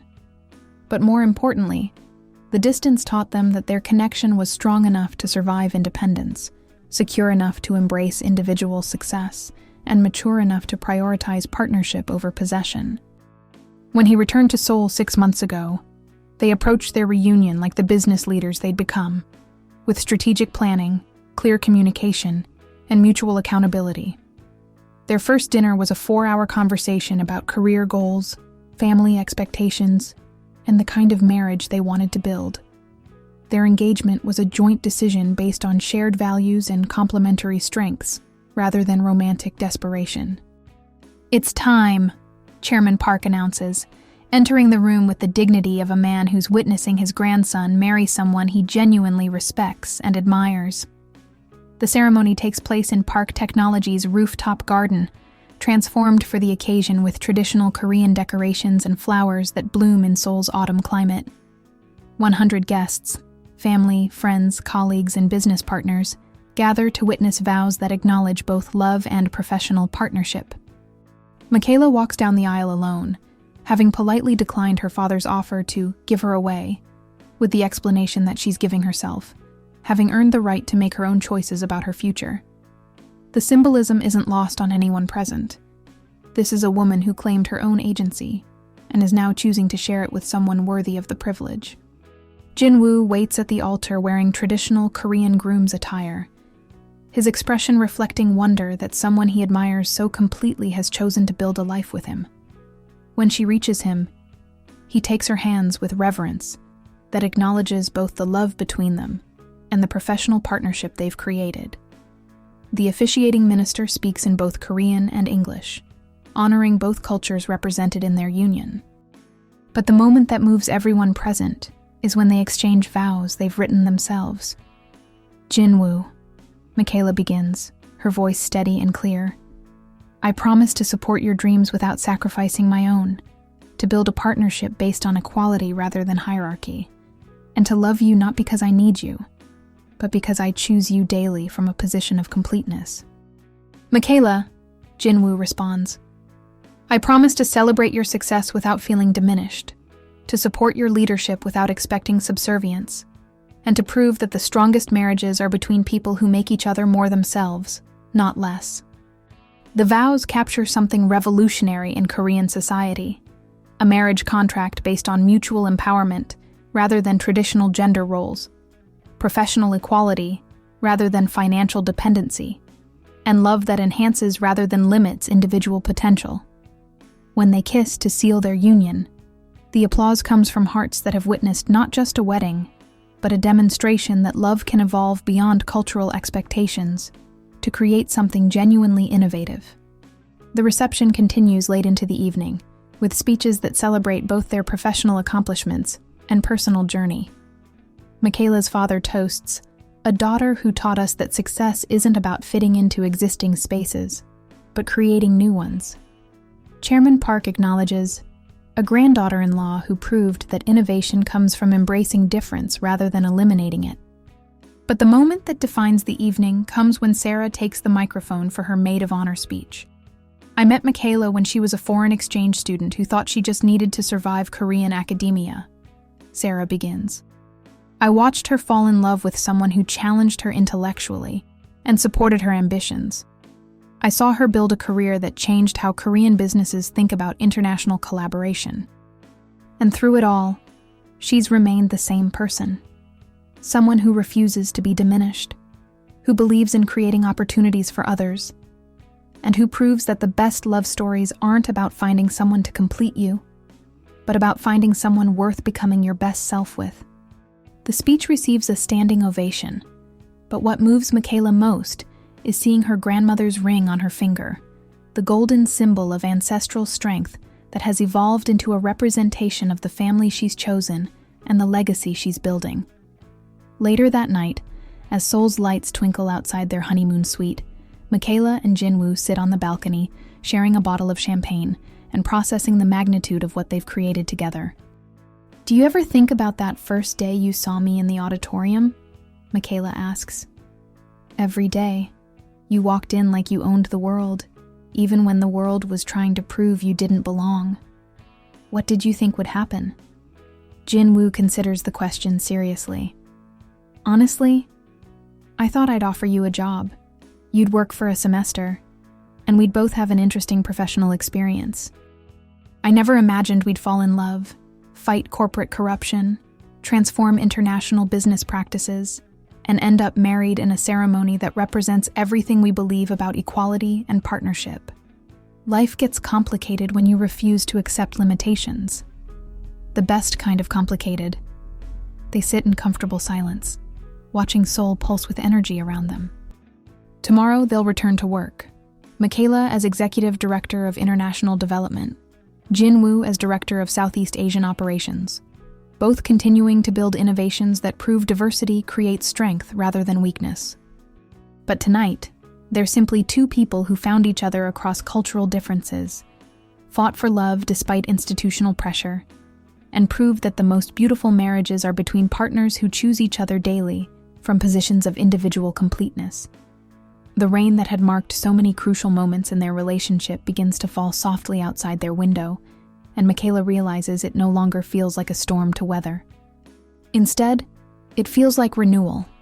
The promise that growth never stops, love never becomes static, and the best stories are the ones where characters become more themselves, rather than less. In Seoul's autumn rain, Michaela Bryant Park closes her eyes and listens to the sound of everything she never dared dream of becoming exactly what she was meant to be. 5 years have passed since that first encounter in Seoul National University's auditorium, and spring has returned to Seoul with the promise of new beginnings. Cherry blossoms drift like snow through Namsan Park, where Michaela and Jin-woo walk with their 3-year-old daughter, Min-jung, whose Korean-American features reflect the beautiful complexity of her heritage. "Yama, why are the flowers falling?" Min-jung asks in the fluid bilingual switching that has become natural in their household. "Because beautiful things aren't meant to last forever, baby," Michaela explains, kneeling to catch a blossom in her palm. "They're meant to be perfect for exactly as long as they need to be, and then make room for new, beautiful things." Jin-woo smiles at the exchange, recognizing in his wife's words the philosophy that has guided their journey from individual ambition to shared purpose. Over the past 5 years, they've built not just a marriage but a legacy, professional innovations that have transformed Korean business culture, and a family that represents the future of multicultural Korea.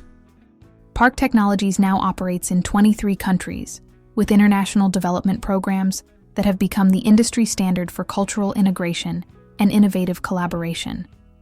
Michaela's leadership model, emphasizing equity, diverse perspectives, and mutual empowerment, has been studied by business schools across 3 continents. But today's walk through the cherry blossoms isn't about business success. It's about a different kind of achievement, the announcement they received this morning that will change their family dynamics in the most wonderful way possible. "Jin-woo," Michaela says as Min-jung chases fallen petals across the park path. "Are you ready to tell her? Are you sure this is the right moment?" Michaela places his hand on her still flat stomach, where their second child grows with the quiet miracle of new life.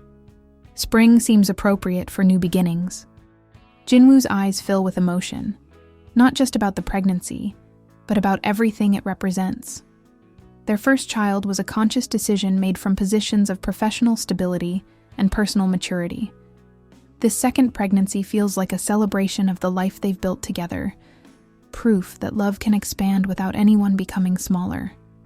"Min-jung-ah," Jin-woo calls to their daughter, who's now constructing elaborate patterns with cherry blossom petals. "Come here. Yama and Appa have something exciting to tell you." Min-jung races back to them with the unself-conscious enthusiasm of a child who's never doubted her place in the world. Growing up bilingual and bicultural, surrounded by parents who celebrate differences rather than minimize them, she embodies the future Michaela had envisioned when she first arrived in Korea. "You're going to be a big sister," Michaela announces, watching her daughter's face process this information.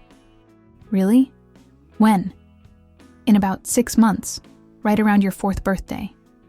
Min-jung considers this seriously, then breaks into the kind of smile that makes everything else worthwhile. "Will the baby speak Korean and English too?" "Yes, sweetheart. Just like you."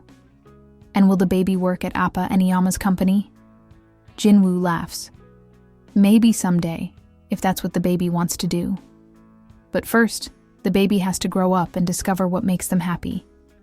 The conversation reflects the parenting philosophy they've developed, encouraging their children to embrace their multicultural heritage while supporting their individual interests and abilities.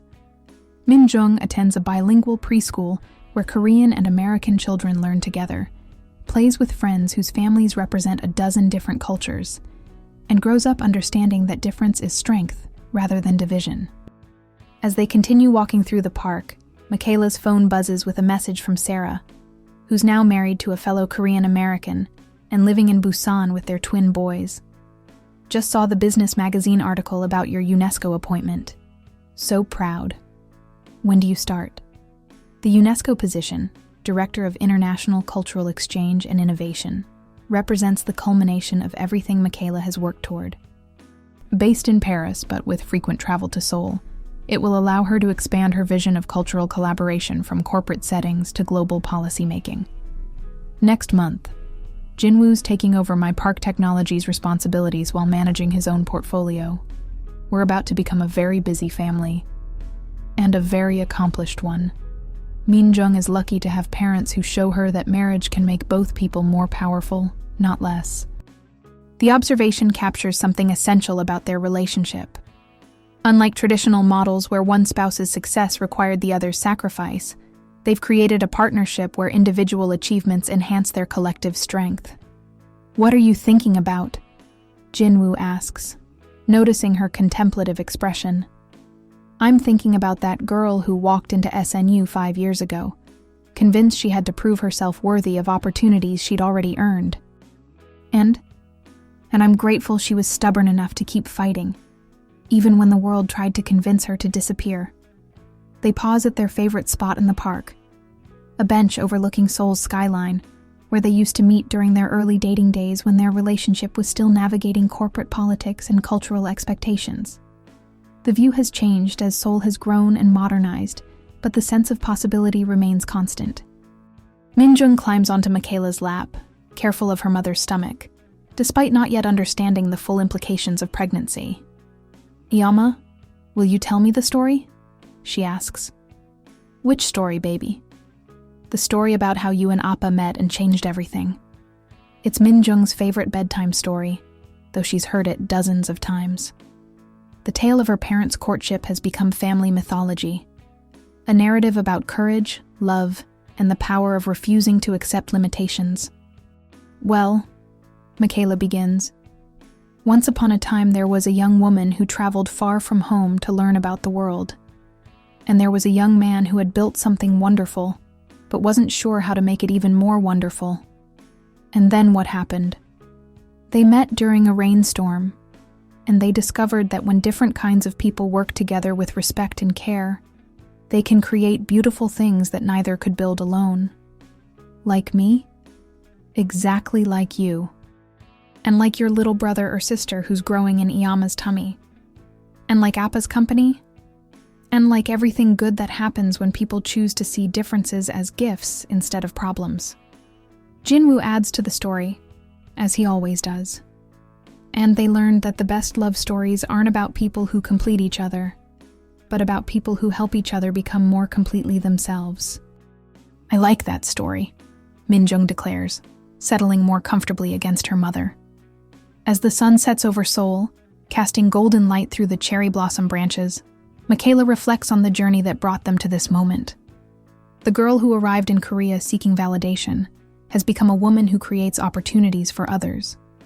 The relationship that began with corporate complications has evolved into a marriage that demonstrates equity in action.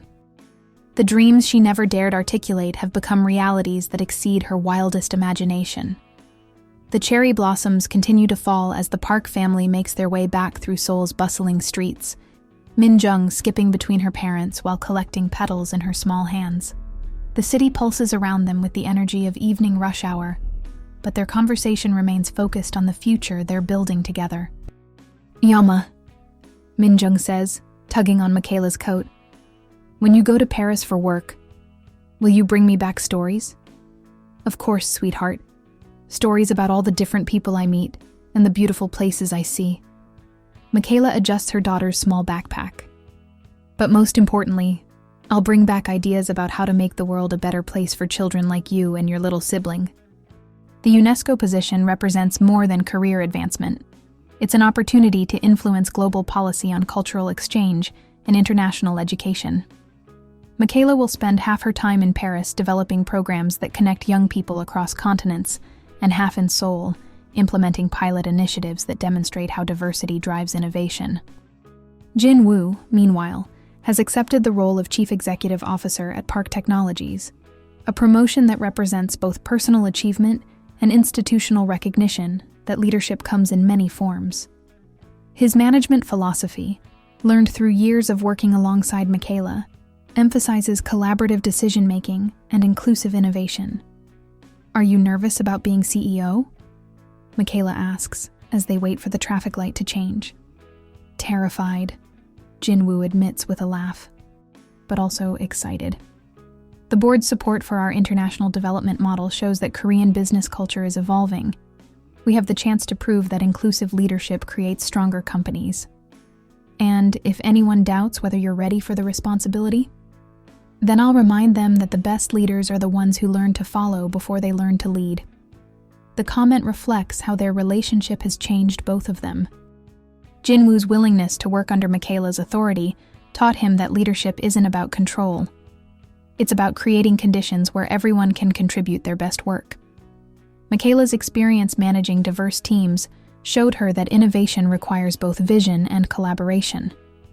They reach their apartment building, a modern complex in Gangnam that provides easy access to both park technologies and the international schools Minjung will attend as she grows older. The space reflects their bicultural family. Korean traditional elements blended with contemporary design, artwork from both their backgrounds, and children's books in multiple languages scattered throughout every room. As Jinwoo helps Minjung wash her hands before dinner, Michaela steps onto their balcony to watch Seoul's lights begin to twinkle across the urban landscape. Her phone buzzes with a message from Chairman Park, now 81, and preparing to transition fully into an advisory role. Congratulations on the UNESCO appointment. Your grandmother would be proud to see how you've honored her legacy while creating your own. The reference to her grandmother's ring, still worn on Michaela's index finger, brings tears to her eyes. The golden band that once symbolized survival and resilience now represents transformation and possibility. She's become the kind of woman her grandmother dreamed of: educated, independent, influential, and strong enough to build love that enhances rather than diminishes her power. Dinner's ready, Jinwoo calls from the kitchen, where he's been preparing Korean-style pasta, one of Minjung's favorite fusion dishes that somehow captures their family's multicultural identity. As they gather around the table, Minjung chatters about her day at preschool, seamlessly switching between Korean and English while describing the art project she made for her teacher. Her comfort with bilingual communication represents something revolutionary in Korean society: a generation of children who see multiple languages and cultures as natural rather than foreign. "Appa, will you teach the baby to cook like you taught me?" Minjung asks, carefully twirling noodles around her fork. "Absolutely. Cooking is one of the best ways to learn about different cultures. And Iyama will teach the baby about other countries?" "That's right, sweetheart. The baby will grow up understanding that the world is full of different kinds of people, and that difference makes everything more interesting." After dinner, they follow their evening routine: Minjung's bath, pajamas, and bedtime story. Tonight, she requests a new tale about a little girl who travels to France to help children from different countries become friends. As Michaela improvises the story, she realizes she's describing her own future work, reimagined for a 3-year-old's understanding. When Minjung finally falls asleep, Michaela and Jinwoo settle on their living room couch to discuss practical arrangements for the coming months. The conversation covers childcare logistics, travel schedules, and professional responsibilities, but underneath the practical details runs a deeper current of mutual support and shared vision. "Are you sure you're comfortable with me traveling so much during the pregnancy?"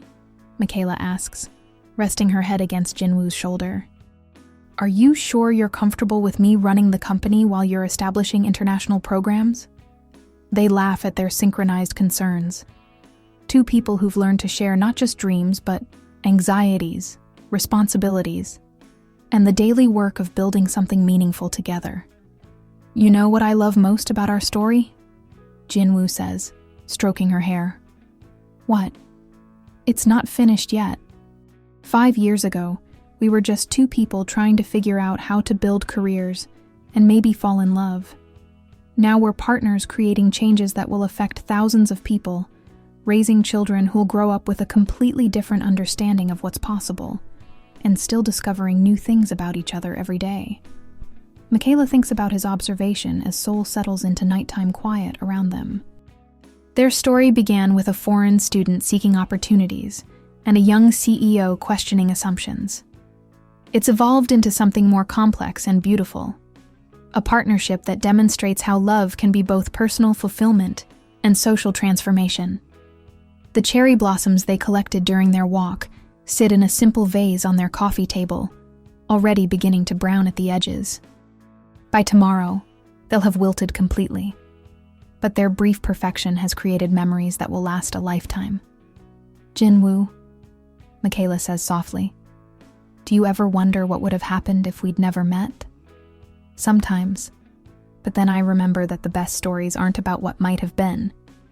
They're about what actually happened when two people were brave enough to choose each other again and again, despite all the reasons why it should have been impossible.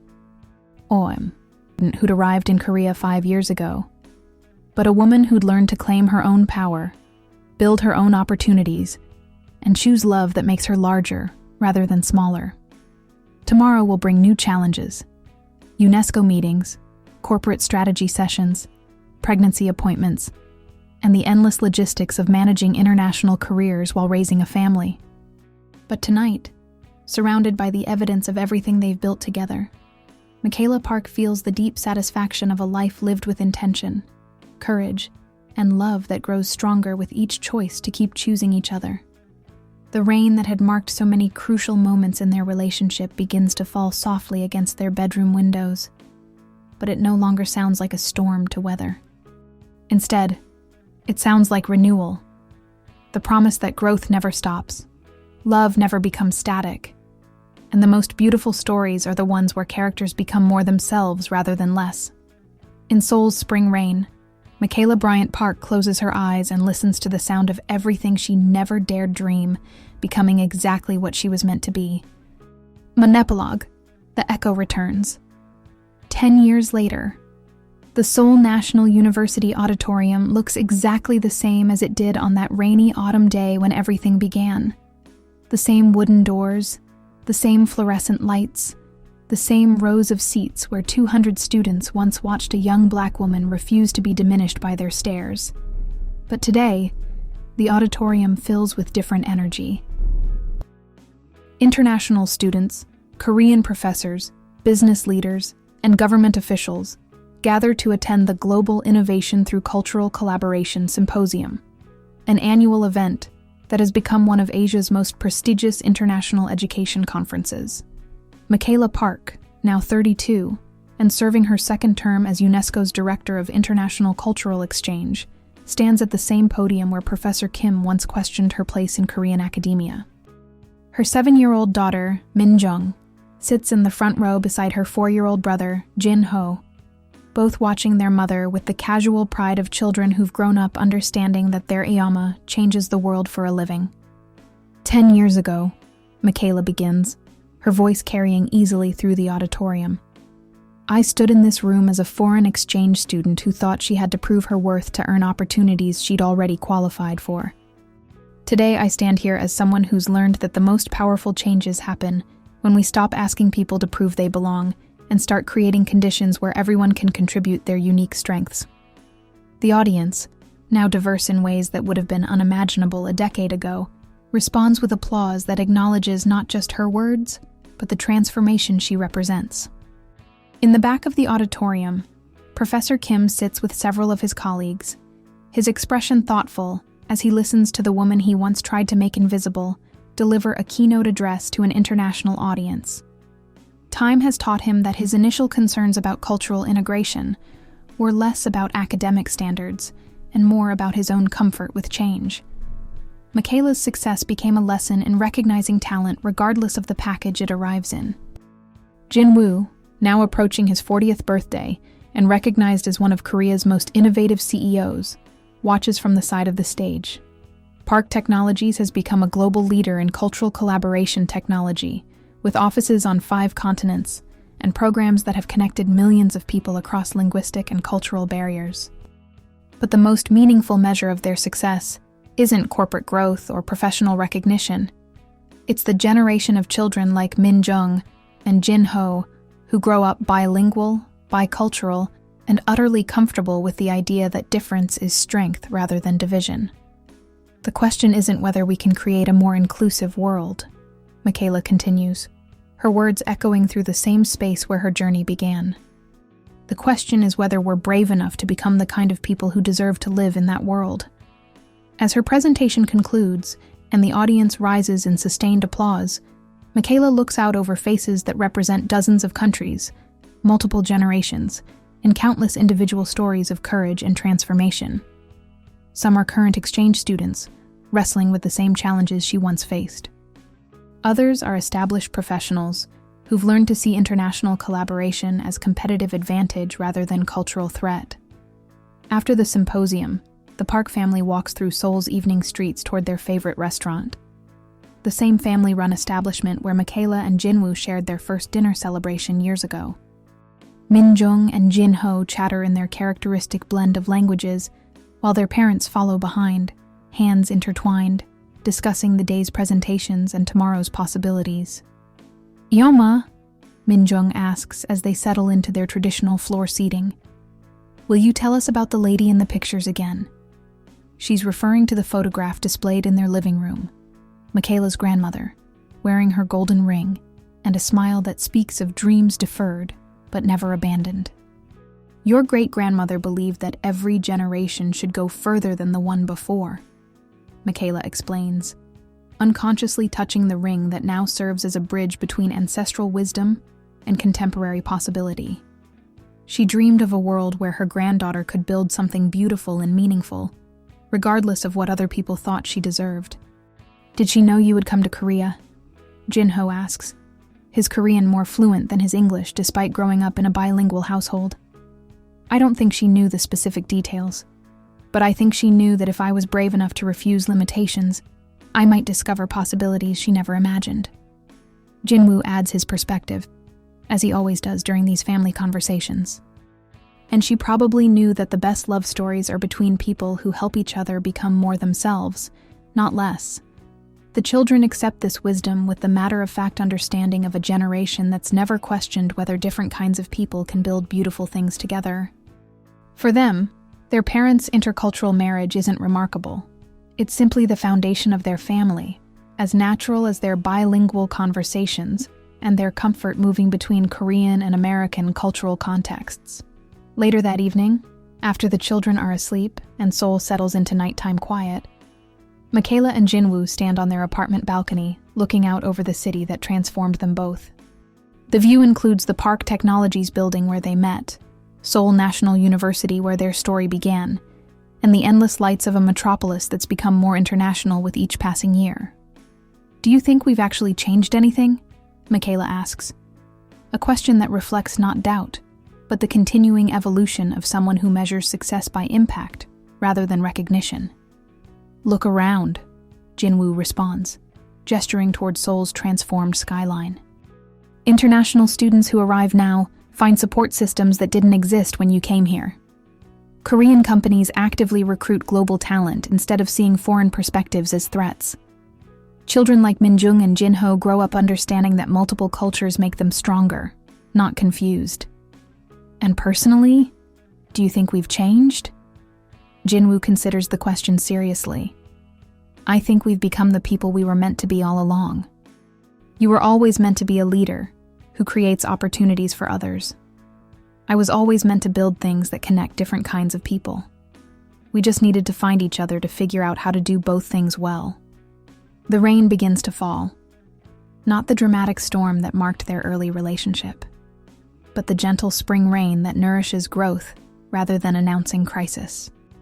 After 10 years of marriage, they've learned that the most meaningful transformations happen gradually through daily choices to support each other's dreams rather than dramatic gestures that capture attention. "Michaela," Jinwoo says, his voice carrying the same wonder it held on their first evening together. "What's next?" The question reflects their shared understanding that their story continues to evolve. Michaela's UNESCO work has opened doors to global policy-making opportunities. Jinwoo's business success has created platforms for even more ambitious cultural collaboration projects. Their children represent a generation that will face challenges and possibilities their parents can't yet imagine. "I don't know exactly," she admits. "But I know it will involve creating more space for people who've been told they don't belong, building more bridges between different kinds of communities, and proving that the future belongs to people who embrace change instead of fearing it." "And us? What's next for our family?" Michaela leans into his embrace, feeling the solid warmth of partnership that has sustained them through professional challenges, cultural pressures, and the daily work of building something meaningful together.